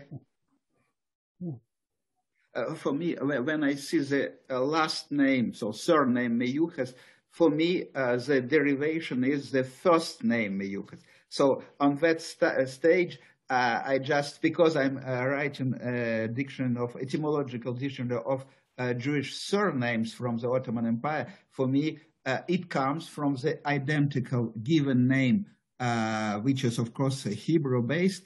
But when for studying the exact etymology and the history of first name, I did not do it yet. So at that moment, for me, it's just a surname coming from the last name, from the first name. I'm sorry, I think it's derived from the Greek in this case. It's possible. I have not studied first name origin in the Byzantine area. And I wanted just to share my a few words concerning what Jakob Rosen Königsbuch is doing, because during the last 2 years we are exchanging messages with him, almost 5-6 messages or up to 10 messages per day. So what he's told is actually extremely important. For example, for me personally, I would like to thank you because he is sharing everything he is finding with me. We discussing at least before he is publishing some of them. And I would like just to share one story is that until this moment, I just wrote the chapter about Iraqi names. And I started with the list that was provided by Jakob Rosen. And these original lists were in Hebrew or Arabic, and there were no original source in Latin letters. And so it's in some way both languages are making a kind of crypting of names because we don't know how to pronounce them if we don't have any Latin script, Latin spelling. And so I asked Jakob, how should I proceed? And he suggested me, he says, go on to Facebook.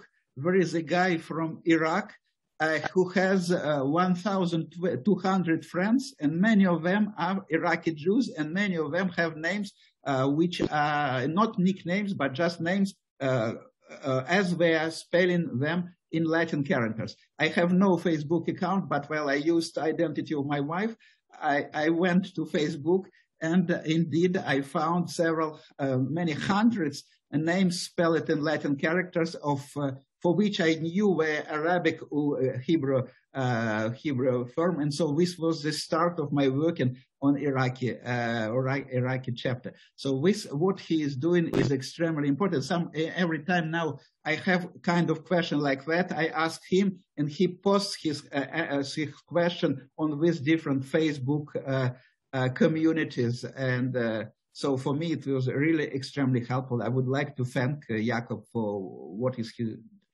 is doing.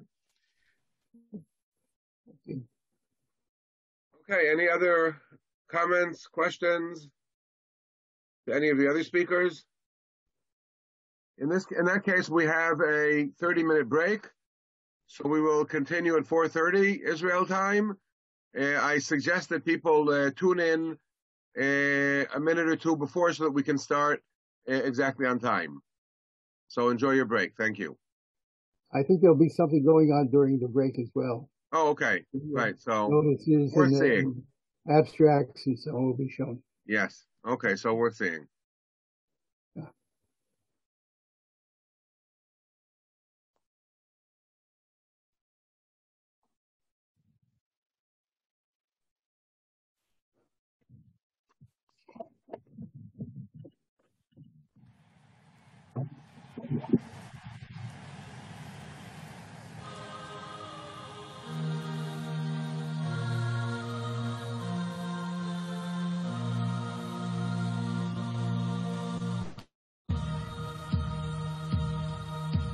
Bergomi Baresi Ancelotti Donadoni, Canigia Buruciaga Basualdo Maradona, Rincon Redin Neguarane Strada Vehigita, Buccia Pacchia Walker Pierce, Robson Gascon Shilton, Andrinua Elaroya Vasquez Francescoli, Zenga Klinsmann Magnusson Galvao Silas Brolin. Van Dichelen, Van Brokelen, Van Schipwim Kif Van Basten, McCoy's McClish McStay Malpas Makinelli Johnston, Ruben Paz, Ruben Sosa, Ruben Pereira, De Leon Dominguez, Perdomo Herrera. Branco Dunga Alemão, Ricardo Vecareca, Vichekuman Julit Alsamendi Ufonseca. Chidiatolina, Leninkov, Zavarov, Protasov, Balbo Giusti, Uwe Bain, Conejo, Vecayaso, Escobar, Alvarez, Olarticocea, Salinas, Mitchell, Butragueño, Vezubizarreta, Hessler, Reuter, Augenthaler, Feller, Velitbarski, Makaneki Mila, Lidovchenko, Dabravolski.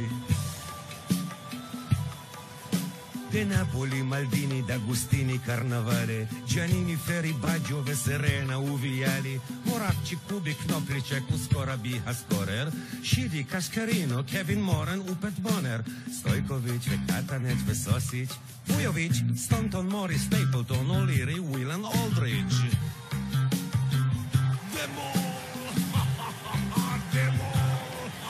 Demol de Wolfgang Kulemans, Velaka, Tushve Haji, Romario, Bebeto, Serisuela, Uskilaci, Jorginho, Umazino, Van der Els, de Gam de Chreize, Ahoili, Im Hashem הזה, שום שם לא מתחרה זה, אז מה אומר אחרי זה? אז מה אומר אחרי זה? דסייב זגמנטוביץ' דמייננקו, ניקו קלאסן, ומג'די עבדול גני ושובר וחוסם חסן, בטייסטה טרויו וסימון ופצל רודקס ומונזון ושיקולים ניגרו גרון, מתאוס ובן ארלה. אולי תפסיק לשיר כבר ותלך הביתה ארלה. מתאוס, בן ארלה, מתאוס, בן ארלה, אם לא תפסיק לשיר מיד יהיה כבר מאוחר לה. בן ארלה, רק עוד אדגיש את גדעון קיש, את שפיגל, שפיגלר, שום וקיש, את גלאזר, סטלמח וסיני, אברוצקי, אלקולומרה, עמיגה הרשליקוביץ, פרימו קסטרו, בן ברוך וקיקו רחמינוביץ' וגוגו מורדקוביץ'. נו די כבר, נו די כבר, וקרויף גרינצ'ה ופלה.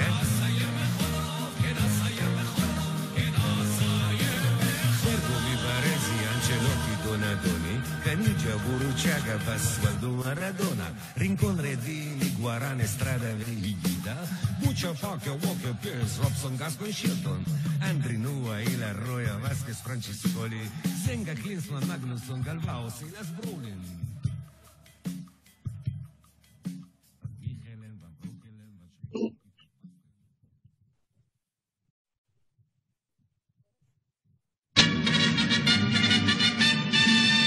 Ladies and gentlemen, I take pride in introducing the greatest show on earth, Liza Elliott's gargantuan three-ring circus, featuring for the first time the captivating and tantalizing Liza Elliott, the woman who cannot make up her mind. Order in the courtroom. The charges against Liza Elliott. Whereas Liza Elliott cannot make up her mind about these, the cover or the circus cover. Secondus. Liza Elliott cannot make up her mind whether she is marrying Kendall Nesbitt or not. Moreover, Liza Elliott cannot make up her mind as to the kind of woman she wants to be, the executive or the enchantress. And inasmuch as in a world where tumult and turmoil reign, these indecisions of Liza Elliott only add to the confusions of an already, as indicated, confused world. Therefore, be it resolved that Liza Elliott be brought to trial and be made to make up her mind. I should like to introduce that fearless witness, Kendall Nesbitt. Mr. Nesbitt, you are divorcing your wife so you can be free to marry the defendant. Isn't that so? Yes, sir. You were led to believe the defendant would marry you when, as, and if. Yes, sir. But now she refuses to make up her mind. Yes, sir. You gave her the best years of your life, and yet she refuses to be your wife. Yes, sir. He gave her the best years of his life. She was, shall we call it, his mistress. 'Twas only for her he's divorcing his wife, and now the man's in a distress. The mister who once was the master of a two would make of his mistress his missus. But he's missed out on a missus, for the mistress is through. What a mess of a mishmash this is. Bon. You know, I like that music. Alors, on va essayer ce paiement. Tchaikovsky? I love en composers. Quoi, on peut pas. Simplement, ça fait 1000 shekels par mois. Il faudra se limiter ailleurs. D'accord, c'est paiement. Non, arrête avec cette connerie.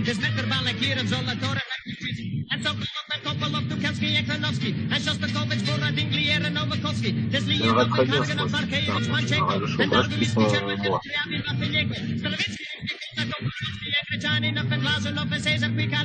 va finir un mois, non?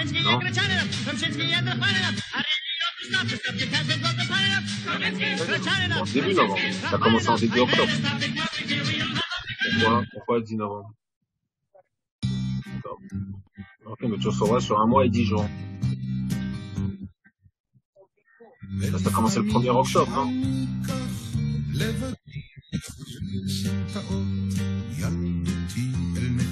Donc, alors, sur, comme ça, sur 5 paiements, alors, fait. Top.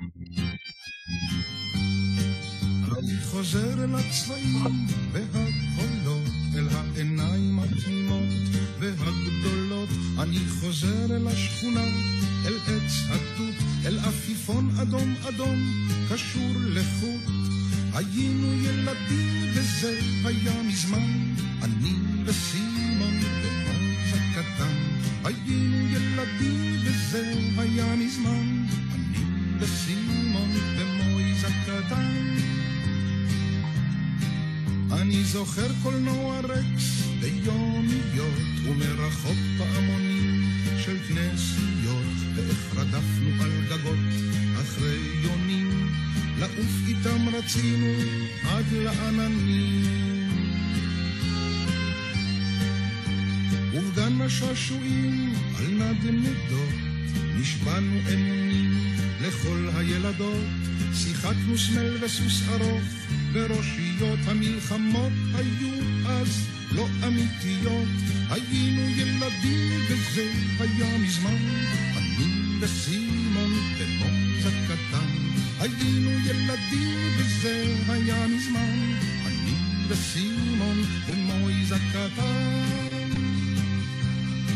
בנעלי שבת בכובע של ברט ובעברית יפה עם עין ועם חטא נהרנו על ענן עשוי עיקריות ובאקדח קקים הטבענו אוניות הייתי טרזן וסימון ארול פלין ומויז הקטן קפץ כמו בונגדין ובלילות החורף הקרים מאוד היינו מתכסים בכל החלומות היינו ילדים וזה היה מזמן אני וסימון ומויז הקטן עברו שנים מאז עכשיו העיר גדולה מסימון לא שומעים אפילו לא מילה ומויז הקטן לאן הוא נעלם וגם קולנוע רקס כבר לא קיים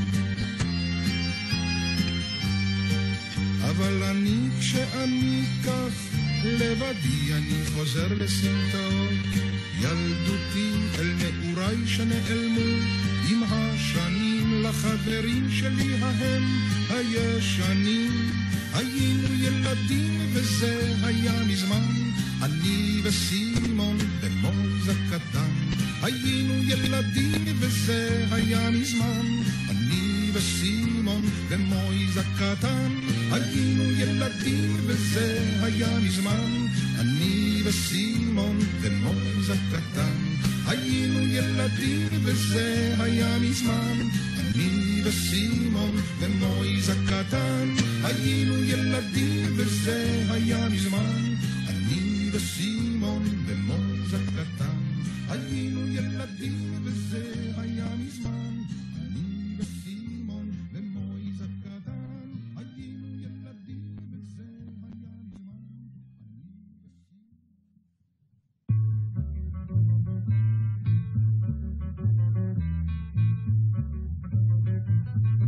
En notre tour de Babel, laquelle est la plus belle, la plus aimable parmi les femmes de nos amis?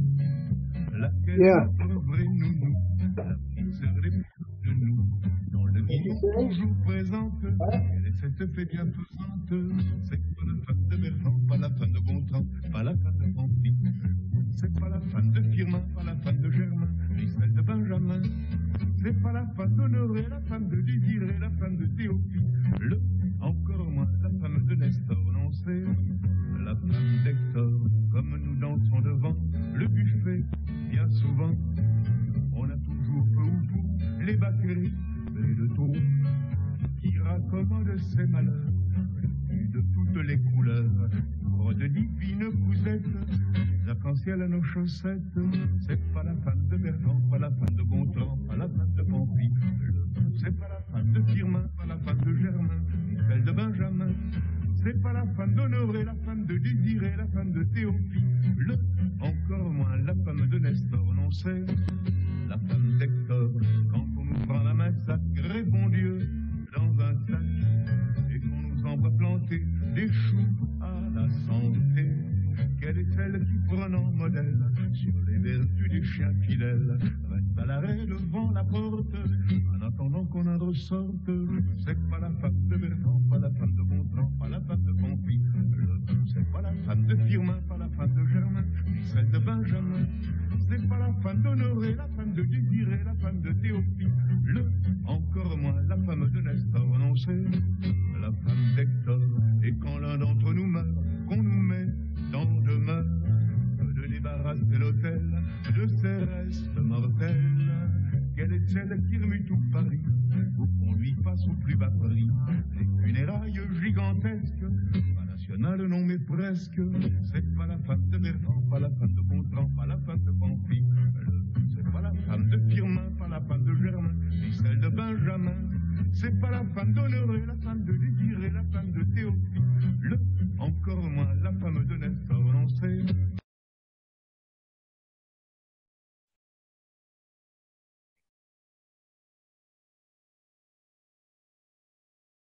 Sean?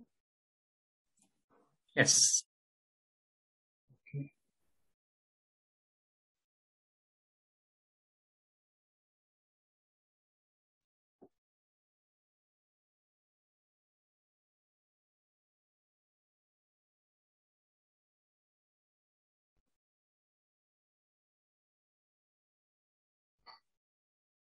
Sean, you on?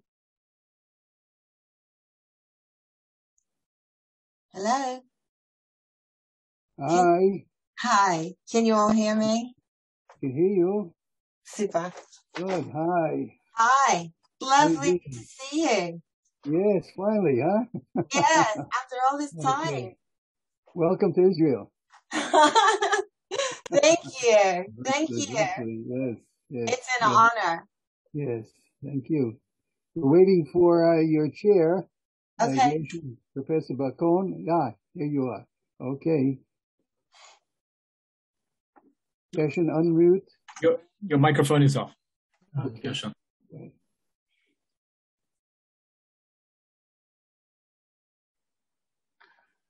Okay, now?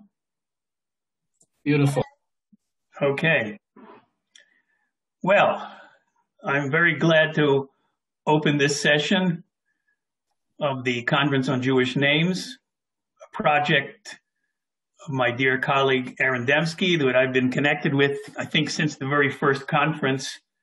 And it's been quite a few years and quite an amazing trip, and amazing things that have been said and written and told about the question of Jewish names. And today is no exception. We have two speakers for this session. I guess we'll start with ladies first.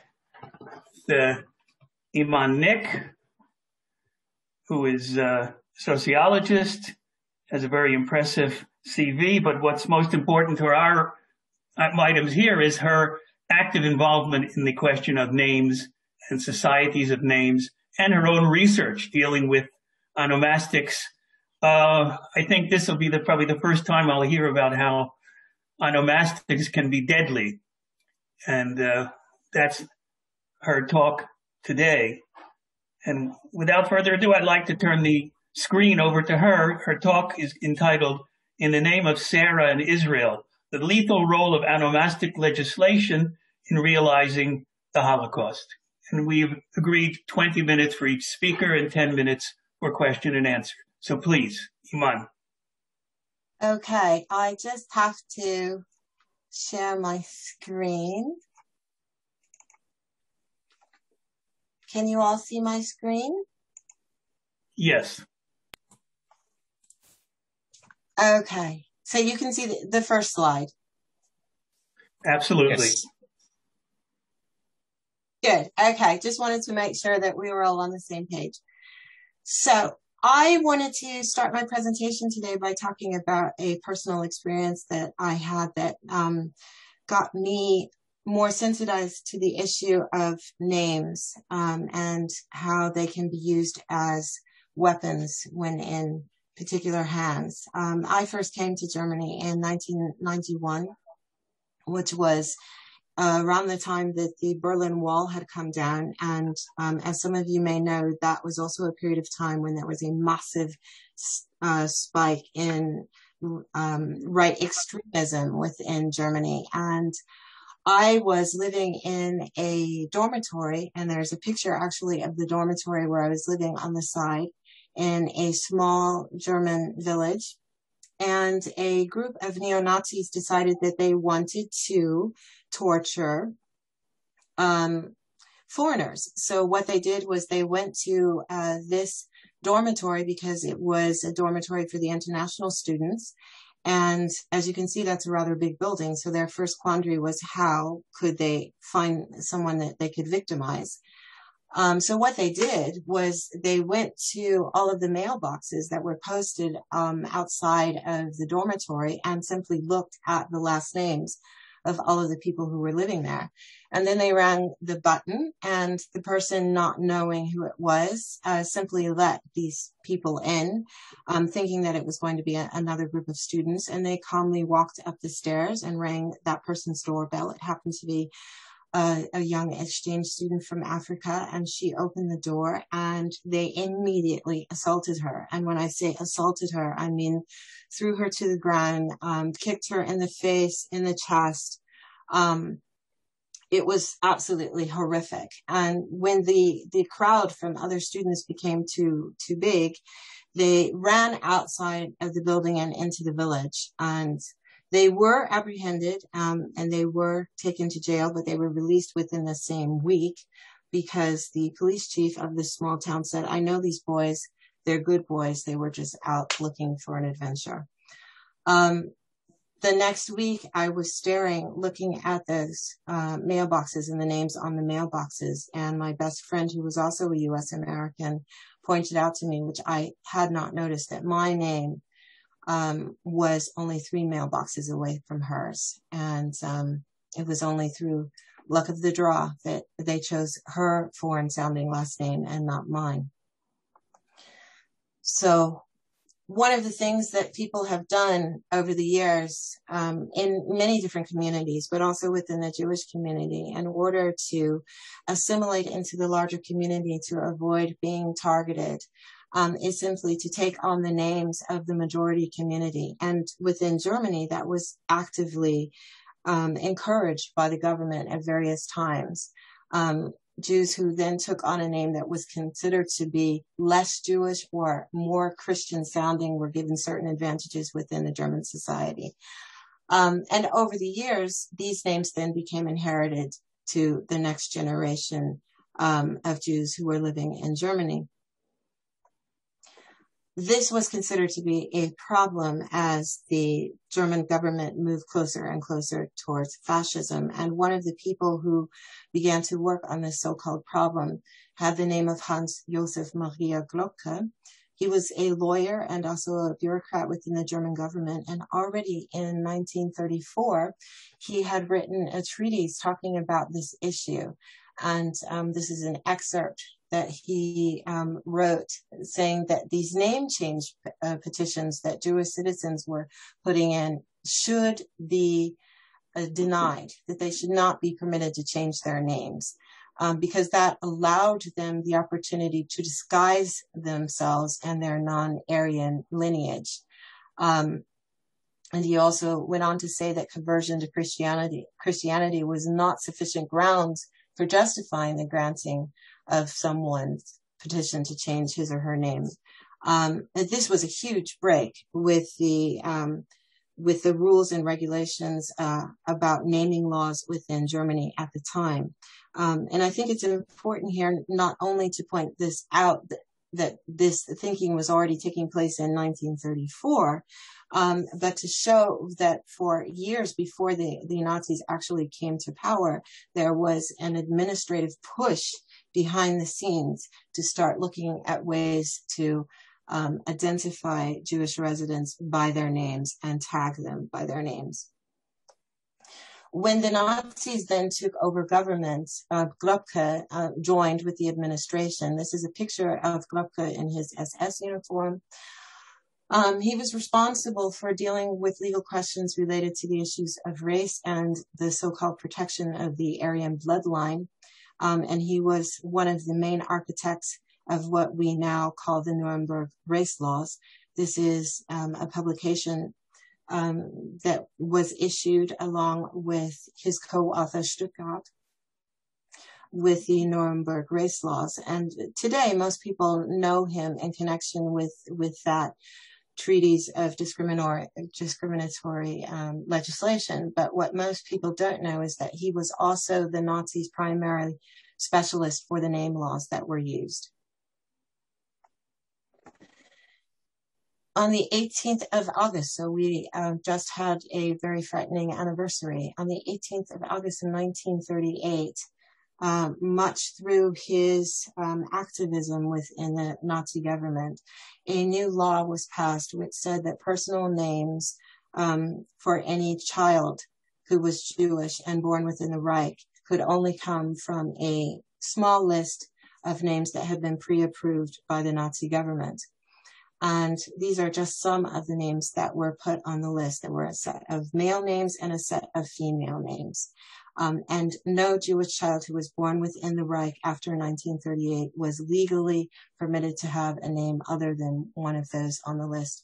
What I've put here on the side, as well as these names, is an advertisement from a local American newspaper that also appeared in August 1938 from the Decatur Daily Review, which publicized the fact that this legislation had been handed down within Nazi Germany. So this was definitely not a secret. And many of you will notice when you look at these names that these were not names that were high frequency within Germany at the time. For many of the Jews who were living in the Reich at the time, after many years of onomastic assimilation, many of these names had a rather low frequency. So there was a feeling within the German community of Jews that these names were absolutely foreign to them. But the legislation passed, and I really want to stress the point that this legislation did not pass in secret. These are just some of the excerpts of the many U.S. American newspapers that printed stories about this. And there was talk within the United States that perhaps we should be doing the same thing here in the United States. Mark Jewish residents so that they could be kept track of. The problem with this legislation, as far as the Nazis were concerned, was that it didn't go far enough. because it only took care of those children who were born after 1938. But what about all of those Jewish Germans who were born before that date? As you all know, the communities within Germany, there were many communities that had vibrant Jewish populations. Mainz, Cologne, Leipzig are just a few of them.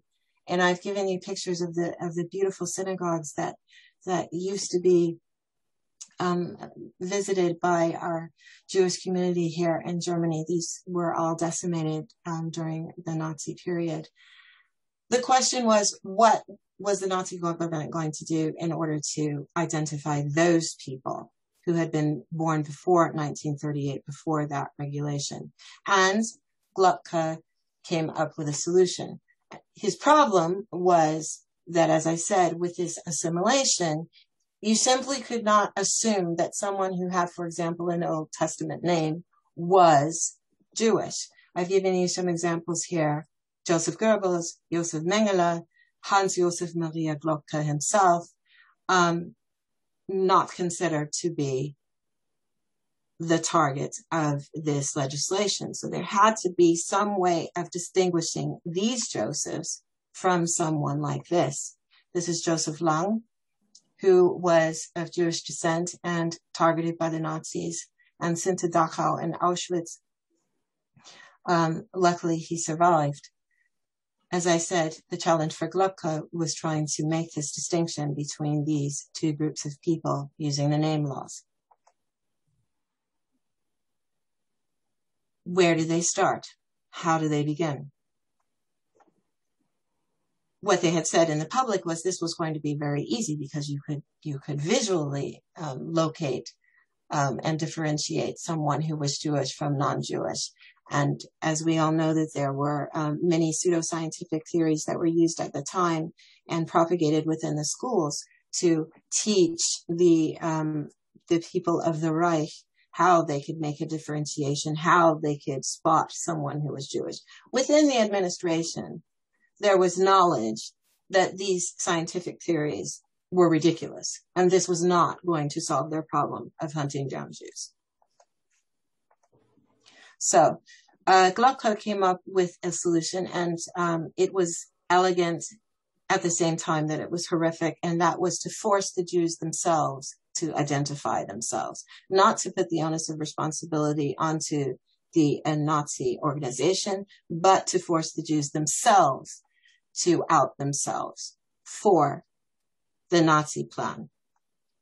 So in August 1938, there was an edict that was sent through, and I've given you the original German on the side just so that you can have a visual of what it actually looked like, but I'm going to give you the English translation. In cases where Jews bear forenames other than those allowed, and that was the list that I gave you previously, as of the 1st of January 1939, they will be required to adopt a second forename. In the case of male persons, that name shall be Israel, and in the case of female persons, Sarah. Jews must request in writing the change of name, meaning the addition of Israel or Sarah, for all legal identifying documents featuring names. Accidental failure to comply could result in a fine and or 1 month imprisonment. Refusal to comply would result in 6 months imprisonment. And Jews must register their name change with the local police authority. And at this point, that police authority was being taken over by Heinrich Himmler. So that meant that not only did they have to out themselves as being Jewish and put these names, these marker names on all of their documentation, they also had to register themselves with the police, which meant registering themselves on lists that were being kept by Heinrich Himmler. And we can see here with imprisonment, already we know the first concentration camp was established in 1933. Imprisonment was not meaning that you were going to be sent to jail. Imprisonment meant you were going to be sent to a concentration camp. What I often get from students is, well, what's so bad about having the name Sarah and Israel? These are beautiful names. And there was a reason why Glocke chose the name Sarah and Israel, and that was because they were beautiful names. And they were very positively received. He actually consulted with members of the Jewish community to find out what were names that were considered to be beautiful. And the reason for that was simply this. If he had had legislation that had said you had to take a name that was horrible or ugly or distasteful, there would have been an uproar. But who's going to speak against adding the beautiful names of Sarah and Israel? Well, this is what happened. The Jewish community knew immediately that this was going to mean danger. Ms. Yastru actually committed suicide upon finding out that she was going to have to add the name Sarah to her name. She wrote in her suicide letter, "This is neither an accidental death nor melancholy. I no longer want to live without a home or civil rights, despised and insulted. I want to be buried with the name that both of my parents bequeathed me, a name entirely untarnished." And we see in the suicide letters that were written during this time, many of them made the point of saying that they found having to mark themselves with the name of Sarah and Israel was utterly offensive. The identification was not only on the personal ID that people had to carry, it also had to appear anywhere your name appeared. So we see here, this is a sign outside of a doctor's office where the name Israel is prominent. That made it easier, obviously, for people to protest in front of those establishments and persecute the people inside. In 1941, the edict came in September 1941 that all Jews had to wear the yellow star. And that has received a lot of research and attention. And obviously it should, and it's very important. But I think what is important here is that the name legislation came in well before the Jewish Star legislation. And the thing about the Jewish Star is, even if you look at the scenes, it was fairly easy to wear your clothing in such a way that the star might not be easily recognizable.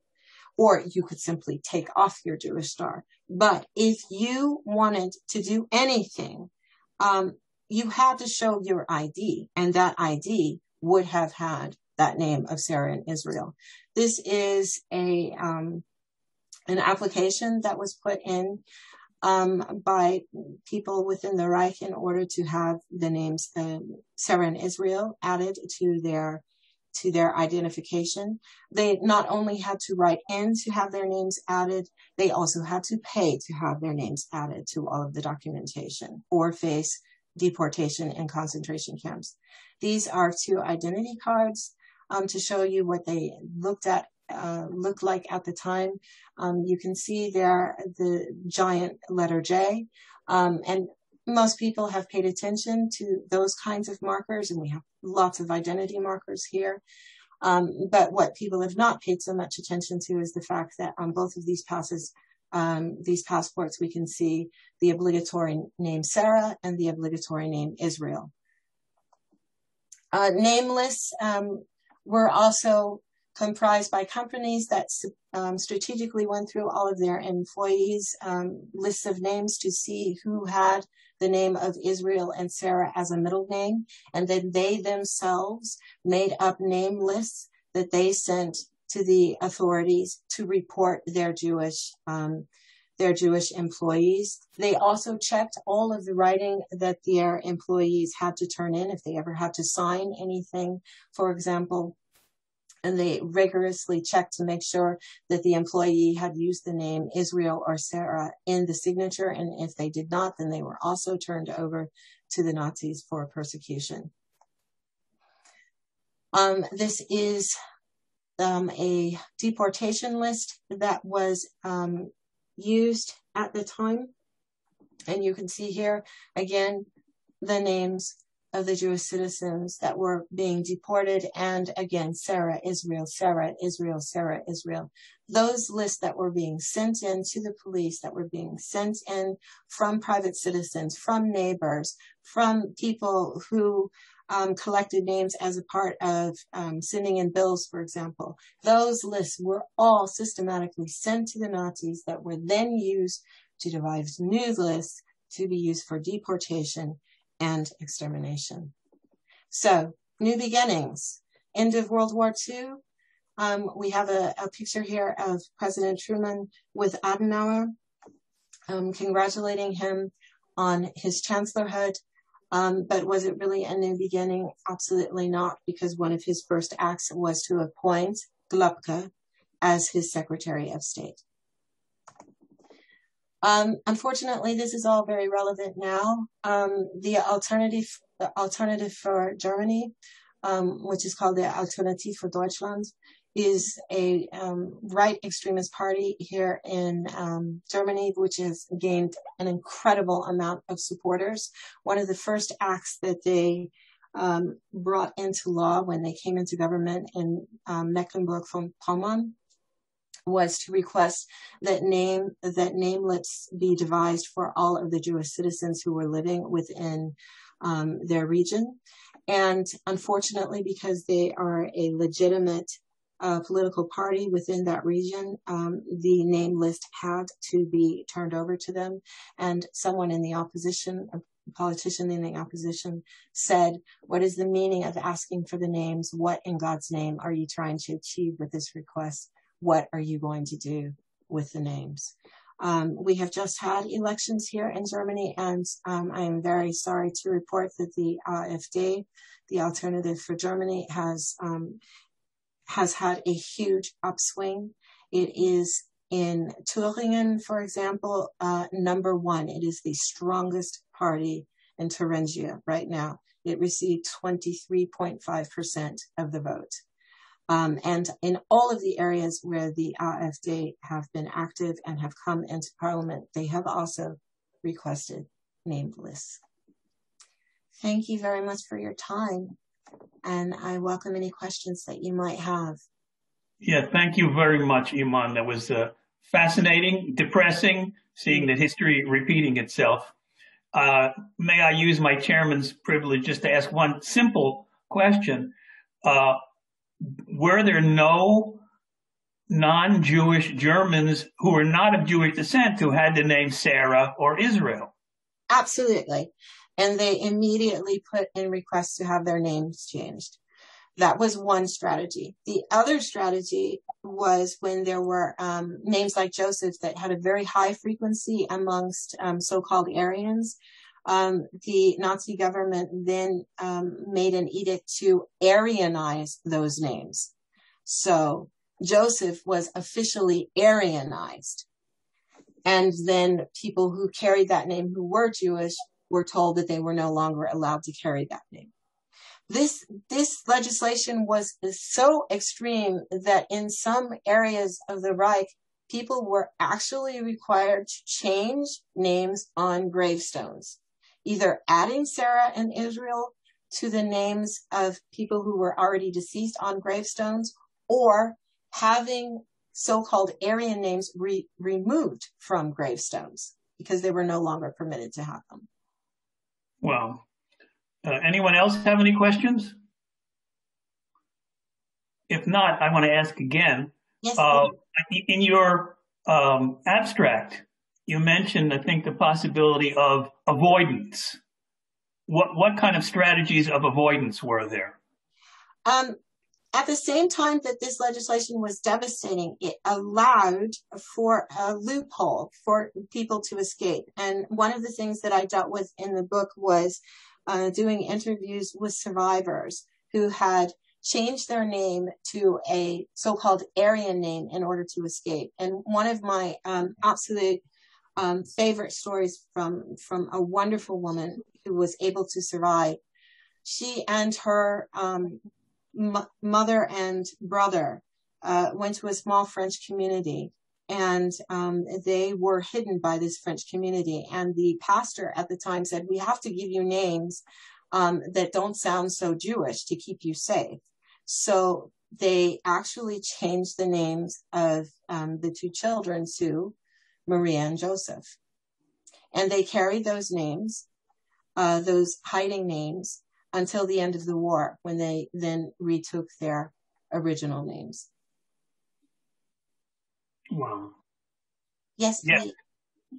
I see Sarah Benor, but unmute yourself there, please. Yes, hi, Iman. Thank you so much. This was fascinating, really great research. My question is about the list of names that they consider Jewish, and I'm wondering how that list was compiled. Do you have any sense of that?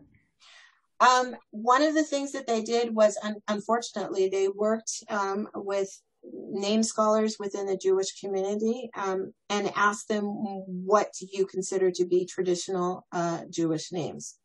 And there was something that was really horrible that kind of coincided. There was the push from the Nazis to say that Jews should only have Jewish names. And there was also a huge Zionist push that was going on at the same time, saying that Jews should only have Jewish names. And the Zionist movement was then misused by the Nazis by saying, we support this. We're very happy to see that Jews are reclaiming their names, and they should be taking on names that are older and less common within the Christian community. And they really solicited some of the proponents of within the Jewish community who were saying we should be wearing and using these names with pride.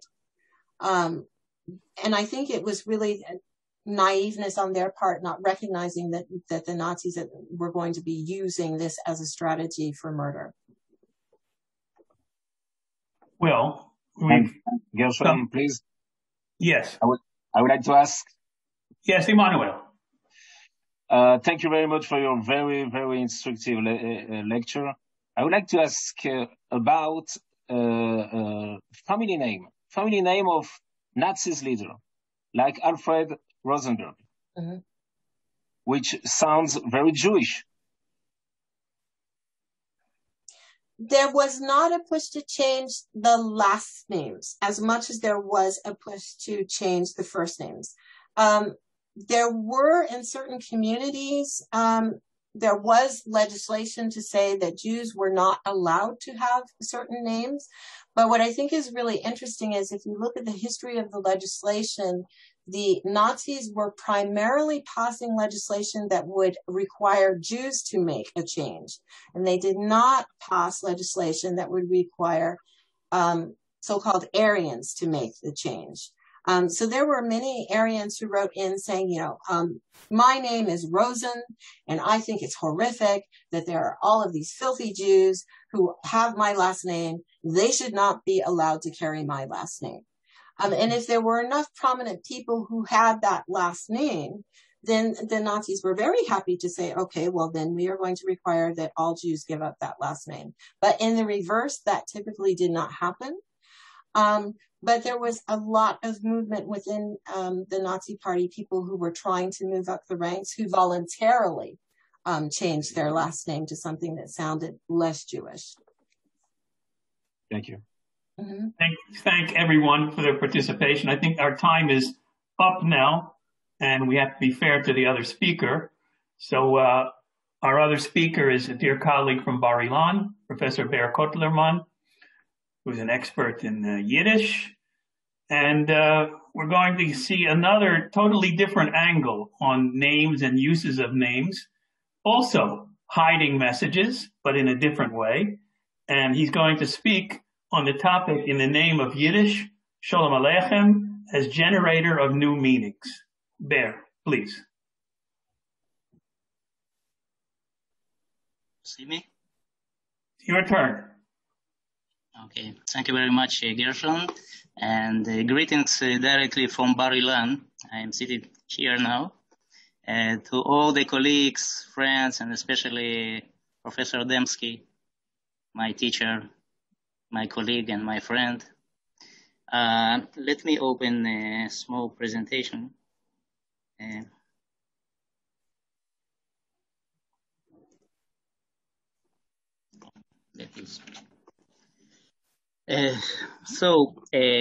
On November 1905, after being a witness to anti-Jewish pogroms in Kiev And shortly before his own departure forever from Russia, the Yiddish writer Sholem Aleichem wrote to his friend, Dr. Morris Fishberg in New York.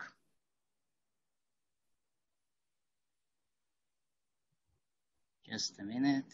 Wow, here. I have to tell you in person what my opinion is, because to express it openly is a little bit dangerous for me. A kashe afamaise. That is, you don't ask kashes, questions about a maise, a story. In other words, don't look for logic in places where you can't expect to find it. Back to Sholem Aleichem. Well, the story is like this. Fonie needs more money than do the Rag Jews. He must. Even his own hair is not his. Yeah. He must pay Uncle Pinye and Uncle Mendel and this one and that one, and he doesn't have a penny. Now they are doing all sorts of tricks in order to receive money, some cash from Europe and from America, but we'll see, and this is the true situation, that the public isn't going to move. It's not that obvious maybe, but in this letter, Sholem Aleichem expressed himself in matters of world politics, and not for the first time. Since the Russian Revolution of 1905 and the pogroms that accompanied it, his irritation had been increasing. But in our context, I'd like to ask, who is Uncle Mendel? Who is Fonie? And who is Uncle Pinye? Well, Uncle Mendel is a banker from Berlin, Franz Mendelssohn Bertoldi, or rather the banking house Mendelssohn and Company, which issued a large loan to Russia before the Russo-Japanese War that just ended in September 1905, and now demanded to pay off. On first sight, the naming strategy here is very simple. Who wouldn't recognize Mendelssohn in Mendel? But was this bank the only one dealing with Russia? Of course not. But reminding about Mendelssohn's pedigree as a descendant of Moshe Mendelssohn, the father of the Haskalah, would be, for sure make the ethnocentric point. This trick is even more pronounced in the case of Fonie. With this name, the Jews of Eastern Europe called the Greek Orthodox Church followers Yevonim in Ashkenazi Hebrew since the days of Khmelnytsky uprising, 1648-49. Later, after the partition of Poland, they started to call this way Russians, as well as their Tsar, mocking the Russian common name Ivan. The famous Yiddish saying, Alle Yevonim haben demselben Ponim, all the Greeks have the same face, means, of course, not Greeks, but the Russians. It seems that the name of Nathan Netta Hanover's book on the horrible Gzeres Tachtat, Yeven Mitzula, also hints at this connotation, though the word Yeven means here mud, being derived from the Psalms 69:3, Tavati beYeven Mitzula ve'ein ma'amad. I have sunk in muddy depths, and there is no place to stand. Whatever it is, this kind of folkloristic lexical manipulation that involves different languages reflects certain religious and cultural interactions. Judging from the historical perspective, both the far and the actual, Sholem Aleichem's rather frequent use of the derogative Fonie in the Russian context clearly manifests an open confrontation with an overpowering alien environment in terms of the Australian-Israeli linguist Gilad Zuckerman. From the internal use in the writer's private correspondence, Fonie moved to more public spaces.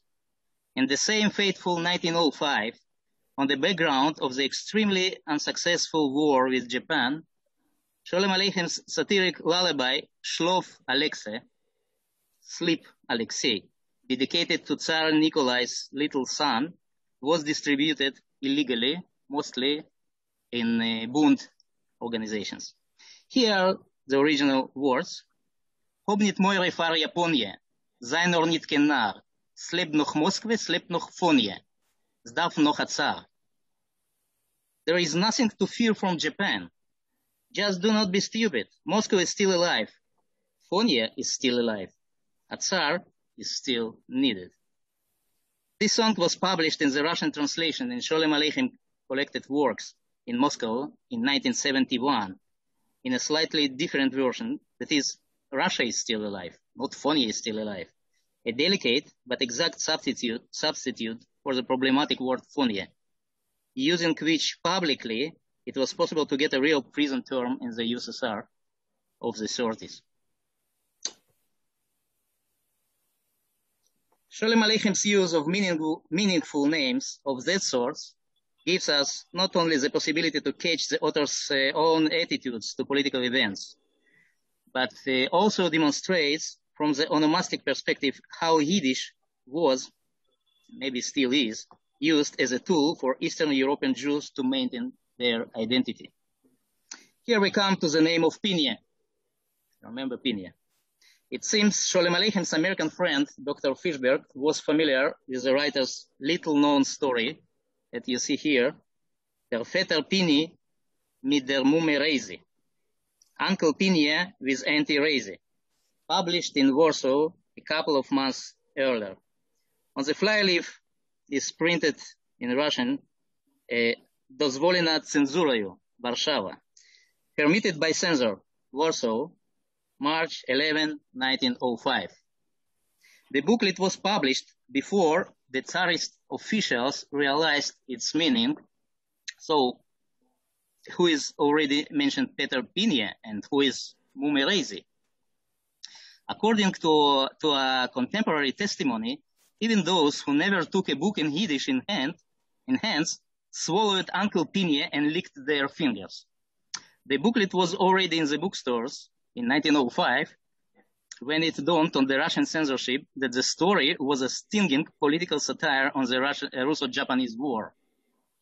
The state inspector of printing houses asked the Odessa expert in Jewish matters, a converted Jew Osip Lerner, for his evaluation, after which in August 1905, all the available copies were confiscated. The pamphlet, wrote Lerner, is an outrageous and unprecedented libel about the current war between Russia and Japan, in which Russia is depicted in the darkest and most horrible colors. Everything is built here on the phonetic sound of the names. Pinya, Japan, Japonia in Yiddish. Reise, Russia, of course. Yankel David, Yankee Doodle. To demonstrate Sholem Aleichem's characteristic ironic manner, I read a bit in Yiddish about the Mumme Reise. A Heuche, a Gesundte, das von ihm Fett, die Hand mit Guschem Grog, die Nägel schwarz, a Kohl von a Mannsbull, a Harz von a Toter, a Karge, a Fäule Stick, nicht so schlechte wie ein ungebräuges auf der ganzen Welt. Sehr a proste Sach, und das ist gewesen die Mumme Reise. Sie hat lieb gehabt dem Trunk und darf oft und darf a Poshet bissl Jasch und darf von a Teiglos. That is, strong and tall with chubby face, big, thick, clumsy hands with dirty fingernails, mannish voice, a Tartar's heart, a stingy, lazy piece of goods, not so cruel as angry at the world, a common creature. There you have her, Auntie Reise. She adored her drinks, and really often, and always plain old booze, and only from a tea glass. Quite the opposite was Uncle Pinya. A bit of Yiddish again. A Kleins, a Schwarz, a Chenevdix, a Gichs, a Lebedix, mit kleine Zikave Egelach, mit kleine Fesseldicke Fisselach, a Spiert, a Bren, a verbissener Chitrak. Und das kleine Vetterl hat gehabt auf sich a Kopf, a Neiserne, Hand, Gingoldene, und a Mäuel, Fireflam. Small, dark, nimble, spirited and charming, with little curious eyes and sturdy legs, a foxy fellow, fired up and stubbornly determined. And that little uncle of mine had a marvelous head on his shoulders, clever hands, and a mouth like a flamethrower. Sholem Aleichem describes further in detail how little Uncle Pinya grew bigger Before that, he was regularly abused in the family and frightened to death of the rude and foolish auntie. But he rebelled against his wife. I'm quoting, "Without any warning, it happened one night in a flash. Pinia grew bigger. Seething with anger, stilled with new courage, he fell upon auntie, pinching, punching, thumping her from every side. The shocked Auntie Raisy went to complain to the old house friend, Uncle David, charging Uncle Pini with insulting a virtuous woman, beating her black and blue. But Uncle David, an elegant fellow, just nodded his head, thoughtfully smacked his lips, all the while seeming to hum through his nose. Bravo, Pini, bravo. The elegant fellow, Uncle David, is characterized this way. A größer Seucher, a neufgekommener Euscher, a Gwir Otzem und a Chochem Milchuchem, a durchgetriebener Junggatsch, und soll mir Meuchel sein, a Nases Michuzef Ponem, a Schegetz, das Schwarzappel von dem Oig. Not sure I translated it quite in the same terms. Something like that. A very important man of business, cunning and crafty, a rascal boasting great new wealth. And may he forgive me, a saucy, insolent fellow, and a sort of Schegetz. It is noteworthy that these images fit well into the satirical dialogue between Japanese and Russians during that war. I mean, the Russo-Japanese War. On Japanese postcards and posters, Russia was portrayed as a huge, cruel, and stupid Cossack, opposing a small, smart, and elegant Japanese soldier. The same difference in size was illuminated by the Russians from a different perspective. Here are the Russian posters. In numerous popular prints, a powerful Russian soldier knocked down many small Japanese with one blow or chopped off their noses, which they put into wrong business. This is the style. Against this background, the Yiddish version of relations between the two countries, shown by Sholem Aleichem, looks very original, although not new for the writer's work. A domineering, portly wife bullying her weak, small husband appears, for example, in Motel the Cantor's Son, Roche and Eli, in The Enchanted Tailor, Tzipi Belereze and Shimon Eli, etc. I took this picture from the Soviet film Laughter Through Tears, and you see now the funny couple, Tzipi Belereze and Shimon Eli Shmakoleni. I'm not going into this story now. Maybe this is the reason why Sholem Aleichem uses the full form of the name Raisy, not the gentle and familiar Raisel for Russia, against the diminutive and clearly favored form of Pinches, that is Pinia for Japan. As for Uncle David, or in Sholem Aleichem's test Ukrainian Yiddish, Uncle David, or Uncle Duvidul, if you want, the police expert Lerner was right. Playing with the American Yankee Doodle Keep It Up, the writer meant the American President Theodore Roosevelt, Teddy Roosevelt, who mediated in the Russian-Japanese peace negotiations. Anyway, it seems the Russian censorship has begun to take a closer look at Sholem Aleichem's manipulations with names. In May 1905, a short humoristic story named Russell by Sholem Aleichem was published in the Vilna Hebrew newspaper Hazman. Here is Russell below. A half year later, in December 1905, its Yiddish original version, named the Neigeborene, The Newborn, was published in the Warsaw Yiddish newspaper Der Weg. The editor of Der Weg found it necessary to add an ironical explanation that the story waited to be published for months because of the censorship. The official censor in Warsaw discerned in the name of the story's protagonist, the young woman in labor, Russell, a hint at the Tsar's Russia, Russland in Yiddish. In the rather transparent names of her two aunts, Anzi and Franzi, you can see here Doda Franzi. Auntie Franzi, of course, England and France. And finally, in the name of the newborn baby that starts with the initial K only, Sholem Aleichem writes KKK, Kuf Kuf Kuf, the long-awaited Russian constitution. Making a lot of fun of Russia, described this time as a poor girl who miraculously, a la Virgin Mary, became pregnant, Sholem Aleichem again uses his special naming pattern to design the politic reality more Yiddish-like. The name of the midwife is the Yiddish shtetl-style diminutive form of Rivka Leah, that is Riveleitze. Look here, Riveleitze. Riveleitze was sent by Auntie Franzi to help the poor girl Russell in labor.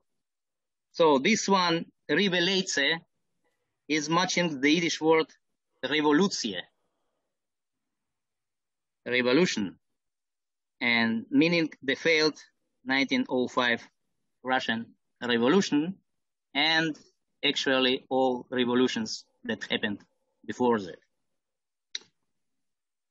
So all by all these phonetic lexical manipulations with names, whenever the far away American president is not a blind boyish power, but mere the Sheik's uncle David, aimed at turning the cruel reality of wars, pogroms, and revolutions into the familiar shtetl space. They could hardly change this reality, but they clearly provided a kind of psychological relief through laughter. And laughter, according to the famous Sholem Aleichem saying, is healthy. Doctors prescribe laughter. Thank you. I'm done. Thank you very much. There. Do we have questions? Anyone? I have a question. Yes, please. So you talked a lot about Sholem Aleichem's use of names in his political satires and his political writings. Do we see a similar sort of phonetic manipulation of names in his fiction? Like, no, not that much. No. He have other sorts of name manipulations. Like Ziegenreiter, the Billy, the Shigot rider, yeah, and so on, or some kinds of abbreviations like Yaknehos. But not this sort of names. He started in 1905, actually, with this playing, and as I see it, it's like a bit hint into the Russian-speaking public also, because it's you can translate it. It's very simple to translate it into Russian, into English, and other languages. Not like all kinds of Tsigan writers, where you have to explain the roots. Thank you. Anyone else? So let me use the privilege of the chair again and ask Ber,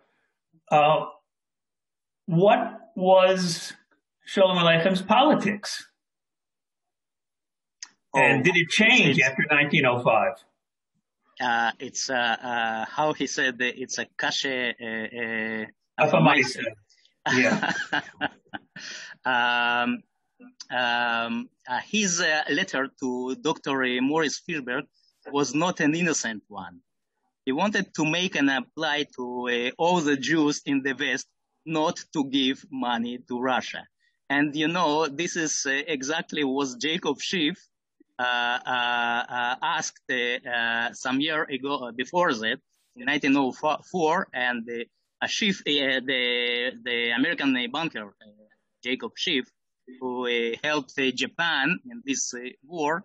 But in 1905, and especially after the signing of the peace treaty between Russia and Japan, the signs of new politics began to worry Sholem Aleichem and the Russian Jews. They saw that some banking houses are already great to give new loans to Russia. And among them, even the Schiff himself, not himself, but via a special bank in London, if I remember it properly, a Ber-Illan Bank. And they gave in the end. But his politics were to prevent Russia from getting money from the West. If you do so, he writes to Dr. Fishberg later, you will kill 6 million Jews and 100 million Christians. By 6 million Jews, he meant the Jewish population of Russia. Today it sounds horrible, yeah. So this is his politics. But he wasn't involved politically with any group? No. He just wanted to acquire a visa to the United States. And this was the purpose also of this letter. He left Russia shortly after that in December 1905. As I said, forever. He left for Europe, for Switzerland in the beginning. Then he went to America, but didn't find it, how should I say? He didn't like America in the beginning, also in the end. So he returned to Switzerland and started his exile till the very end of his life. But he wasn't involved in the political life of Russia. And within the Jewish community, also not? Also nothing. And it's interesting that Bund used this text for their propaganda, especially this one, Mumerese mit Vetter Pinje, but no connections between Sholem Aleichem and Bund were detected. Maybe privately he had some friends there, but he wasn't politically connected to this or other movements, even within the Jewish community. Thank you. I saw someone else raise their hand. Adam, did you raise your hand? No, I'm sorry. No. Anyone else? Because we're just about at the end of our time now. So let me...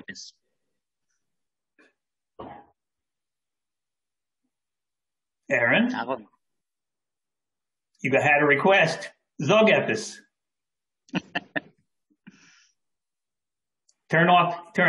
Unmute. Okay. Thank you very much. Hashem Dank. Что favos? Favos. What's your zog? Very good. Okay. A big gesund, Aaron. A big gesund, yeah. So let me again thank our two speakers, two fascinating presentations, very, very different in nature, but both very enlightening. I look forward to reading Iman Nick's book to see more about this very depressing topic. And of course, to keep reading the writings of my dear colleague, Ber Kotlerman. But thank everyone for participating. And I look forward to continued interesting sessions coming up in this conference. Thank you very much. Okay.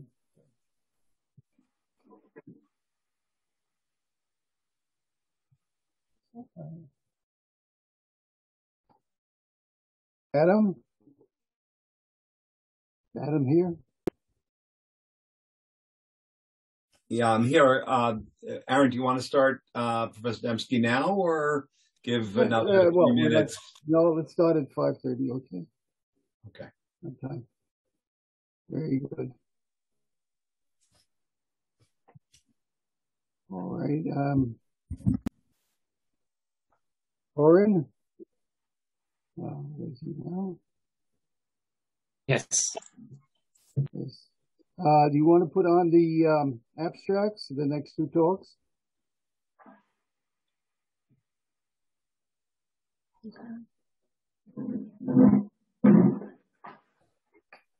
Sorry.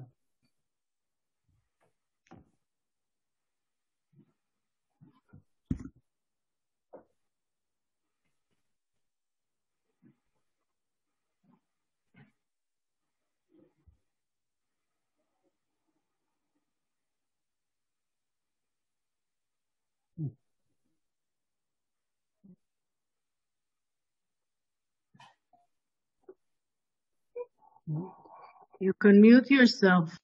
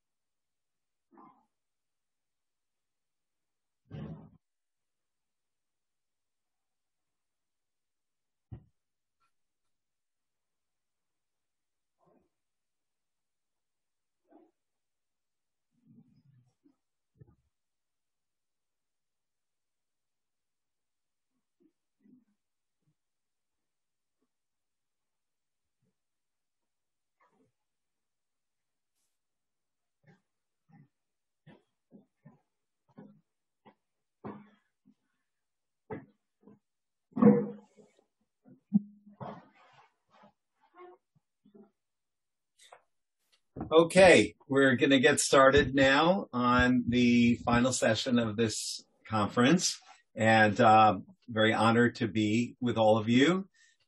Today's final session is entitled Current Developments, and we'll be hearing from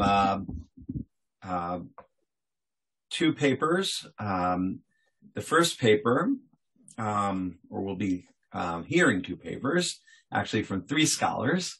The first paper is entitled Survey of American Jewish Personal Names, and it's authored by Sarah Bunim Benor and Alicia Blumenfeld Chandler. I'm just going to read briefly their biographies. Sarah Bunim Benor is professor of contemporary Jewish studies at Hebrew College, Jewish Institute of Religion in Los Angeles, and an adjunct professor in the University of Southern California, USC, Department of Linguistics. Her books include Becoming From, How Newcomers Learn the Language and Culture of Orthodox Judaism, which is really a classic, and Sarah's a good friend, and it's wonderful to be able to participate in a panel with her. It's really a very, very important book. And Hebrew Infusion Language, and Community at American Jewish Summer Camps. That's Rutgers University 2020. Sarah's also the founding co-editor of the Journal of Jewish Languages and creator of the Jewish Language website and the Jewish English Lexicon. Alicia Blumenfeld Chandler is a doctoral student in Wayne State University's Department of Sociology in Detroit. Her research interests include intermarriage in the American Jewish community. She's the recipient of the Mary K. Sengstock Diversity Scholarship. Prior to her doctoral studies at Wayne State, in 2004, she received her law degree from Harvard Law School. She served as a general counsel to Continuing Care Division of Trinity Health, and she's co-founder of New Detroit.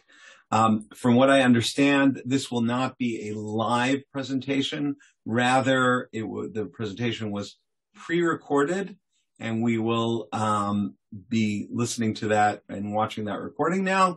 But the authors are in the audience, and therefore, hopefully, there'll be an opportunity for some back and forth afterwards. Oron, bevakasha.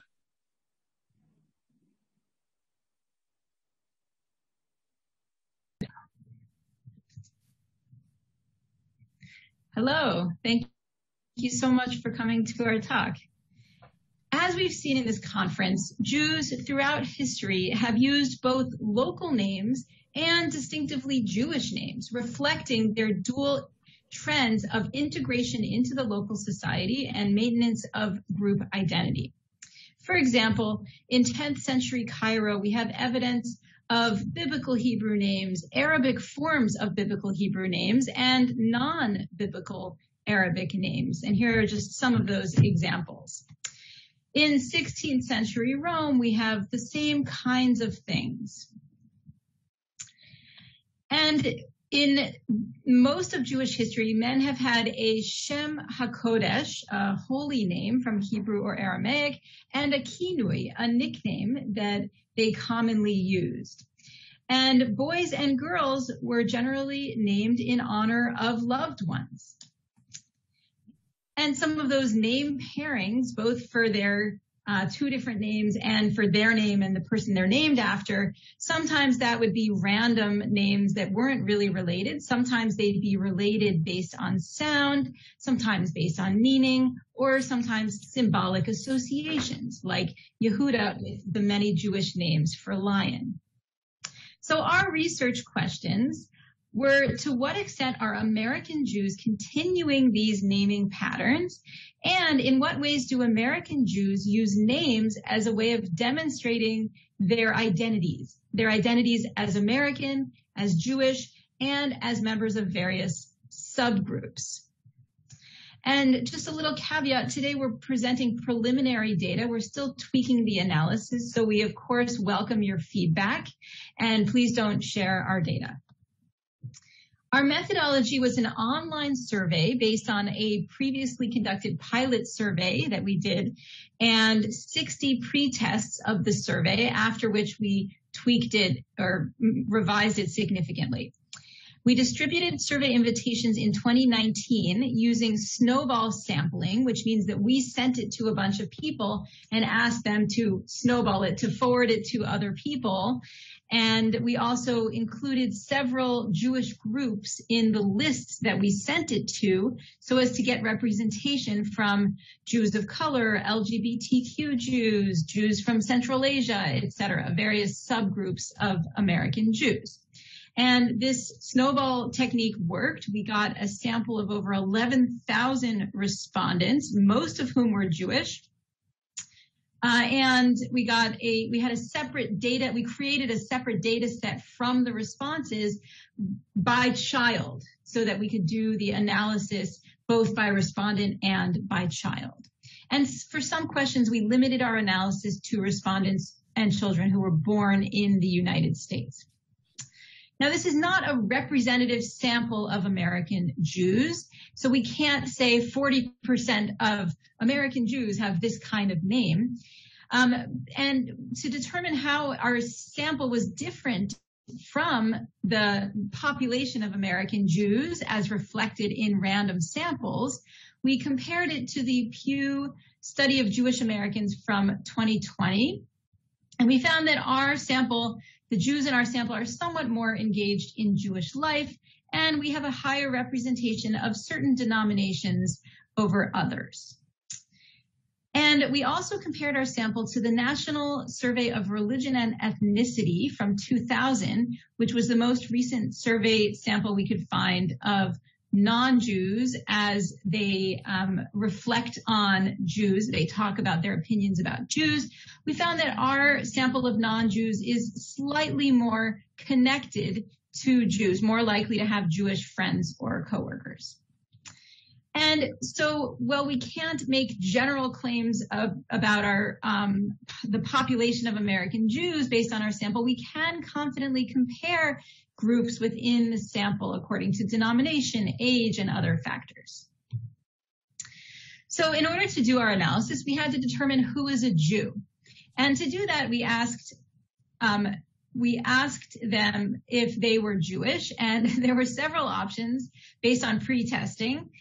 And so we considered the first two to be Jewish. I am Jewish and was raised Jewish, and I converted to Judaism. And the others we considered non-Jewish, except the last two, which we excluded from this analysis.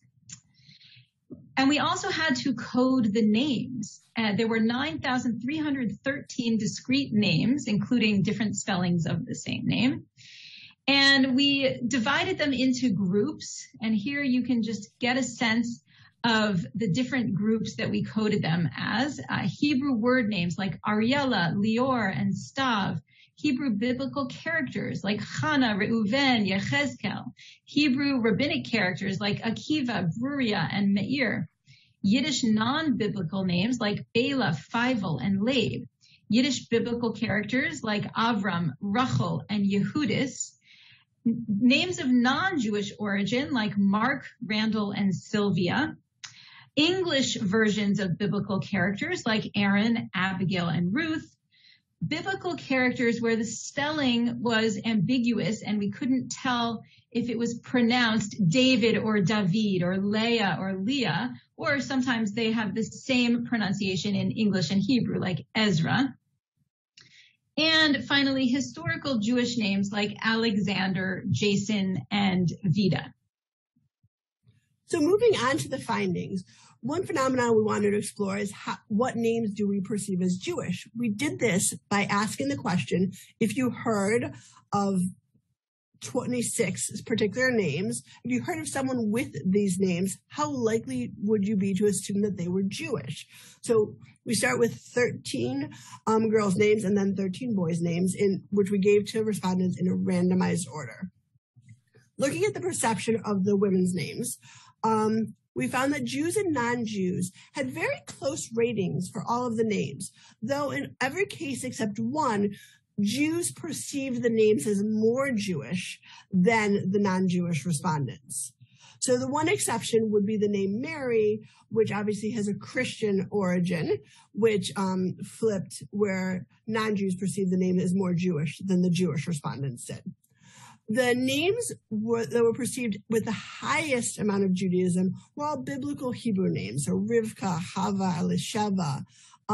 English biblical character names are like Rebecca and Hannah. Those would have fallen in the middle. And then names that were not of a Jewish origin at all, those were ranked under our neutral, so less than 5. There were also some names that were taken as coded Hebrew names like Maya and Lila, which Jews may have interpreted as having a coded Hebrew meaning, like the Hebrew words for water or night. Now, moving on to the boys' names, we found very similar patterns. So in almost every name, the Jews perceived the names as more Jewish than the non-Jewish respondents, with the one exception being John, John, which is, again, a name with ties to Christianity. Moving forward, we also asked for the respondents to rate their own names and what the perception of the Jewishness of their own name was, again, on a 0 to 10 scale. We then coded those names by the categories that Sarah listed before. And what we found was for certain categories showed very high, what we call mean Jewishness rating. So the mean rating that individuals with that name, with names in that code gave. So for names that were of Hebrew origin or Yiddish origin, the mean Jewishness rating was in the 8s and 9s. Where other categories, English biblical characters and ambiguously pronounced biblical characters, those were a little above the midpoint. Those were in the 5 to 6 range. And then names that were not of a Jewish origin or historically Jewish names actually fell below that neutral midpoint of 5. We then divided these subcategories into 2 separate categories, umbrella categories of distinctively Jewish names or not distinctively Jewish names. And we'll use those umbrella categories in much of the rest of our analysis. Moving forward, we looked at both the respondents, what names, what categories of names that they had and whether they were distinctively Jewish, and then the names they had given their children. And we found differences between these 2 categories of the respondents and their children. So for respondents, 84% of respondents had names that were not distinctively Jewish, with the majority, 53%, being not of a Jewish origin at all.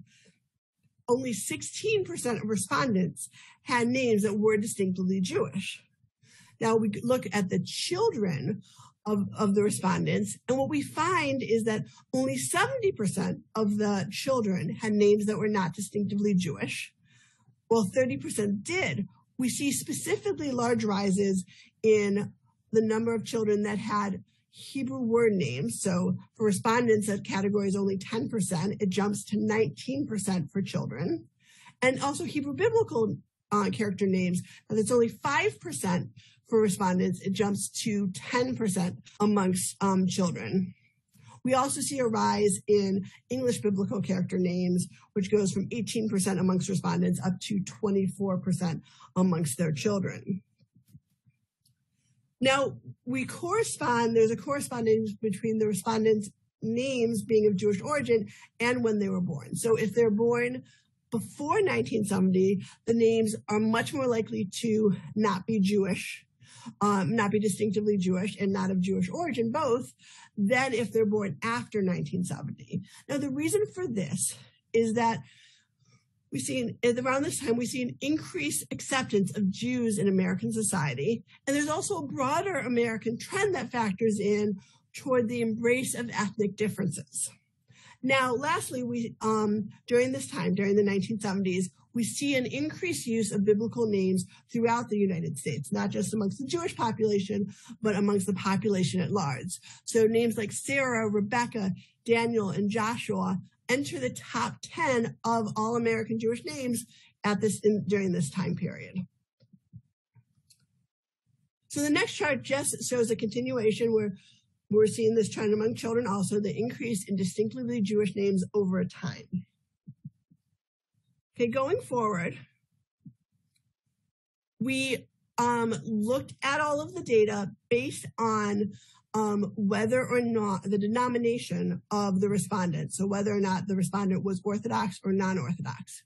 We see amongst the Orthodox respondents, their children are much more likely to have names that are based on a Hebrew word or a Hebrew biblical character.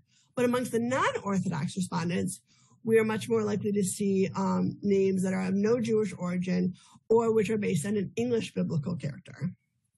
We also asked parents at the time of the birth of their eldest child where they expected to send their children to school, Jewish school or non-Jewish school. And we see similar trends based as we saw with the Orthodox, non-Orthodox distinction amongst if they wanted to send their children, expected to send their children to Jewish school versus non-Jewish school. We also looked at the amount of time the respondent had spent in Israel and how that impacted the names of their children. So we asked how much time they'd spent in Israel on the longest trip they'd ever taken to Israel. The longer that trip was, the more likely the child was to have a distinctively Jewish name. So for respondents who had never been to Israel, there was only a 20% likelihood of their child having a distinctively Jewish name, whereas that for a respondent who had been there for their longest trip was more than a year, that number goes to greater than 45%. We also tested various issues that we had found in the historical name trends that we referenced at the beginning. For example, we wanted to know if people named in honor of relatives and to what extent that correlated with the child's Jewish ancestral background. So the stereotype is that Sephardim name after living people and Ashkenazim name after deceased people.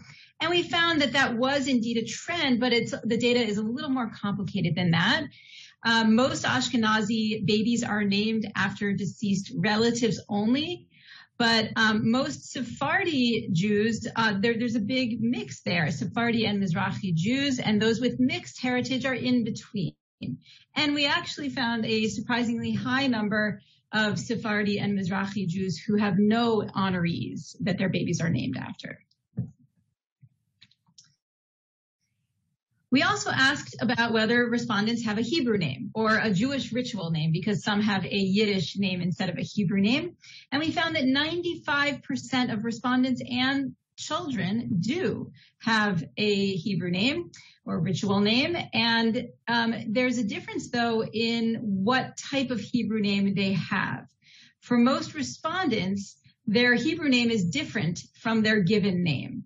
Whereas for children, it's more mixed, that about a third have a name exactly the same as their given name, which reflects an increase in the Hebrew word names and the Hebrew biblical character names. And we see similar splits, but much more intense for Orthodox versus non-Orthodox children, where 67% of Orthodox children have names, their Hebrew names, that are exactly the same as their given names. And we found that about 40% of those who have different Hebrew and given names have names that start with the same letter, 40%. So that is a common trend, like we saw with the Asher Anselmus or Scheindel Charlotte data from history, that American Jews are continuing those trends to some extent. We also found a change over time in whether their Hebrew and their given names are identical, reflecting an increase in Hebrew origin names. We also asked about name changing. And this was important because historically in the 20th century, many Jews in America changed their first and especially last names, as we see in a book by Kirsten Vermeglish. And we found that this is pretty rare among Jews who responded to our survey who are alive today. We found only 4.7% of our sample report that they changed their first name.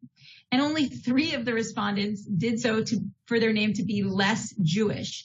Those who did were much more likely to change their name to be more Jewish or to align with their gender identity or for another reason.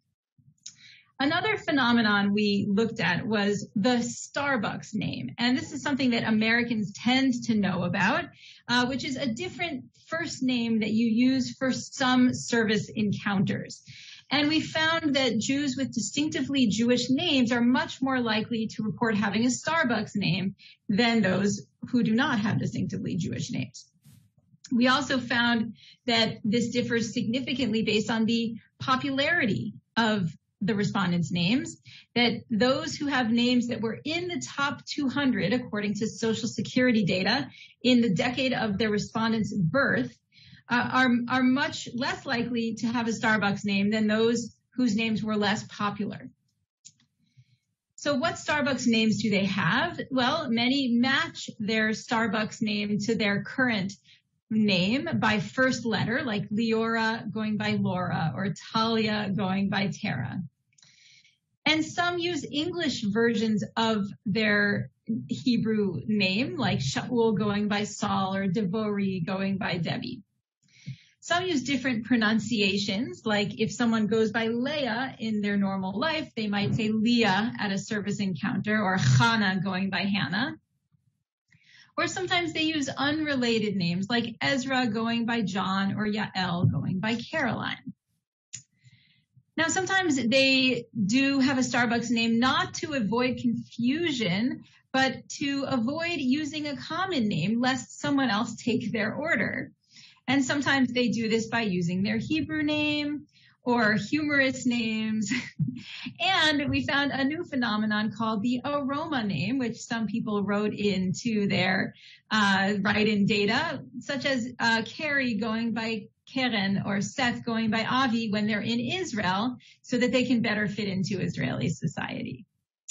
And finally, we asked about pets' names, and we found that many American Jews do give their pets identifiably Jewish names. This correlates with how many of their close friends are Jewish. For example, we see some dogs named Rashi and Miss Ruthie Bader Ginsburg, or Oreo and Cookie, whose Hebrew names are Shammai and Hillel, or the cat named Golda Meow. And food names like latke, macaroon, bialy, and a Sephardic dog named Boreka. So in conclusion, the names that American Jews have given their children and their pets reflects the dual trends that we see of assimilation and distinctiveness. Contemporary Jews in America are continuing the tradition of Jews throughout history of keeping their distinctiveness while incorporating names from the locality, but adding new creative twists onto this trend. And lastly, American Jews' names express both their Jewishness and their Americanness, as well as that individual's specific brand of Jewishness. Thank you so much for being with us today, and we look forward to your feedback. Thank you. That was wonderful, illuminating. Made me miss my long gone dog, Ezra Shep Furziger, Zakal. I think this is, we have a little bit of time for some questions. I have one, but maybe we'll open it up first and see if people in the audience would like to engage. I can see, I think, everybody. Well, I just need to know, was your dog a sheepdog? Because you gave the name Shep. Oh, that's Sarah, that's great. Well, yes, he was a Belgian Shepherd. And, as mid-20th century American Jews, it was important to say that he was Belgian, not German. Okay, so I'll lead it off and then hopefully people will pick up. So this is anecdotal, but I've noticed a reverse trend among a certain quality, a certain layer of modern Orthodox Jews. And that is to go back to their parents only had Hebrew names, and they're naming their kids now with Kirsten and Shay and all sorts of things. And giving a different Hebrew name, sort of names that I guess I knew them more from soap operas, sort of, are becoming very popular in the five towns in New York and other places. I was wondering if you picked up on that and you have any comments on that, either of you, and relatedly, is geographics. Did you look at differences between West Coast, East Coast, between Southern Florida, let's say, or Midwest? That seems to be a really important piece, maybe, possibly. So I'm addressing both Alicia and Sarah. So we did look at geographics by area of the United States. We did look at geographics by whether or not they lived in either neighborhood or a city with a large Jewish population at the time of their first child's birth.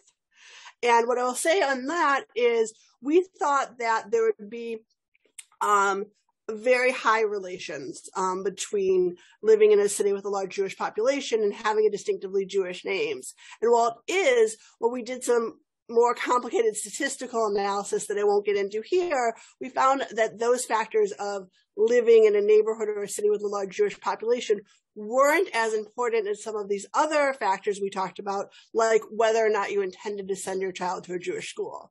So in that sense, geography is important, but not as important as some other factors. And regarding the trend you asked about among modern Orthodox Jews, we did see an interesting dip from 2000 to 2010 among Orthodox Jews in the use of distinctively Jewish names. And now that helps me understand it a little better, that you have anecdotal evidence for that happening. And we'll do a little more fine-grained analysis to determine whether that was modern Orthodox or Haredi Jews. I imagine it was probably modern Orthodox Jews like you suggested.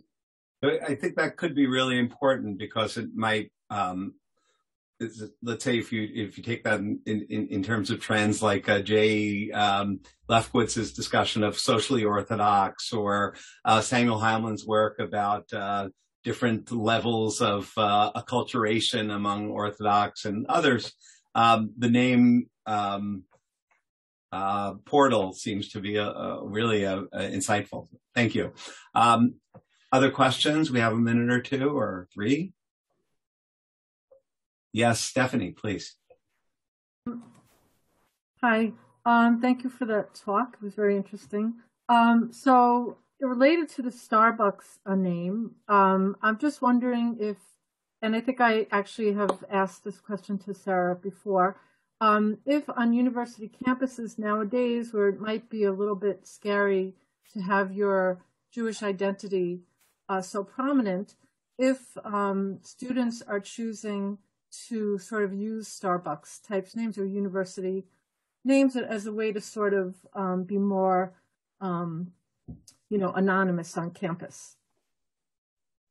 Well, we don't have data on that from our survey, but my understanding is no, it's probably the opposite, that it's probably, most college campuses are not really scary places for Jews to be and to be openly Jewish, despite some high profile incidents. And many Jewish college students are reclaiming their Jewish heritage and expressing pride in their Jewishness. So I would expect that you would have people who didn't go by Jewish names going by Jewish names more than they used to. Just one last follow-up, if I may. Also anecdotal, but I noticed, because I'm a sports fan, that in, let's say, in the African-American community, there seems to be a very strong trend towards very names that are particularly associated with their community that are not used as much by non-colored people. So I'm wondering if you've compared any of the data regarding Jews to data regarding other ethnic groups. No, we haven't done that kind of comparative analysis, but in our write-up, we're going to contextualize it within that broader scholarship. That sounds really important. This was great, and a real honor to be working with you on this in this context. And we all look forward to reading your report, your article, and to continuing to learn from both of you. So thank you very, very, very much. Thank you. And if anybody has feedback, we would love to get it. So please feel free to email us, and we'll incorporate your suggestions into our write-up. So we're going to move on to TV. We have with us Ori Elon, who is a noted Israeli author and filmmaker, best known for being the co-creator and writer with Yehonatan Indursky of the television series Shtisel, which is, from what all my relatives in America tell me, very well known to Americans as well through Netflix, which won the Israeli television major awards for best series, best screenplay. Ori is an invited guest this semester at the University of California in San Diego. So like Sarah, he got up very early this morning, and we appreciate that. He is going to be speaking about Suddenly Out of the Text, A Pair of Eyes Looks at Me. So Ori, bevakasha.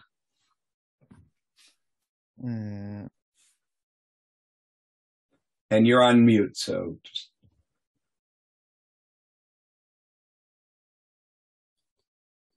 There you go. All right. Thank you very much, Adam. I want to thank all the speakers, the chairs, and the participants who have shared their ongoing research and thoughts on Jewish names. As you can see from the abstracts, each one of the speakers is making an important contribution to the field. This Zoom conference, which has been a challenge, has brought Jewish onomastics to many interested scholars and lay people around the world. In fact, there were people here from Australia as well as from China.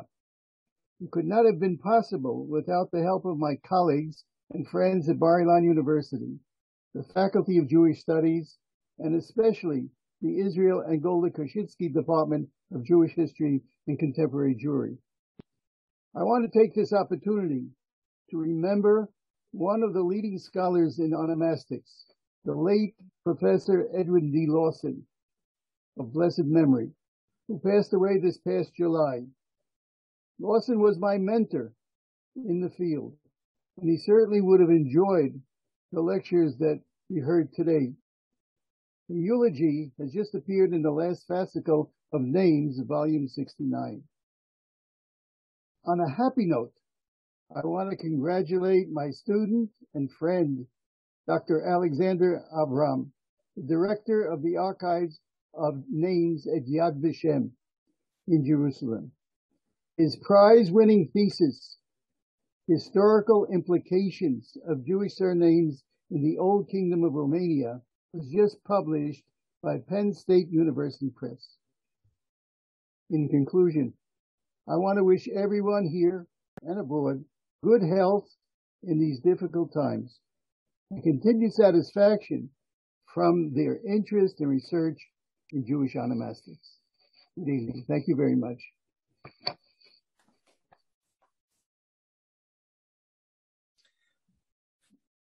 Good afternoon, or good evening. Good night to everybody, and thank you. Right. Thank you.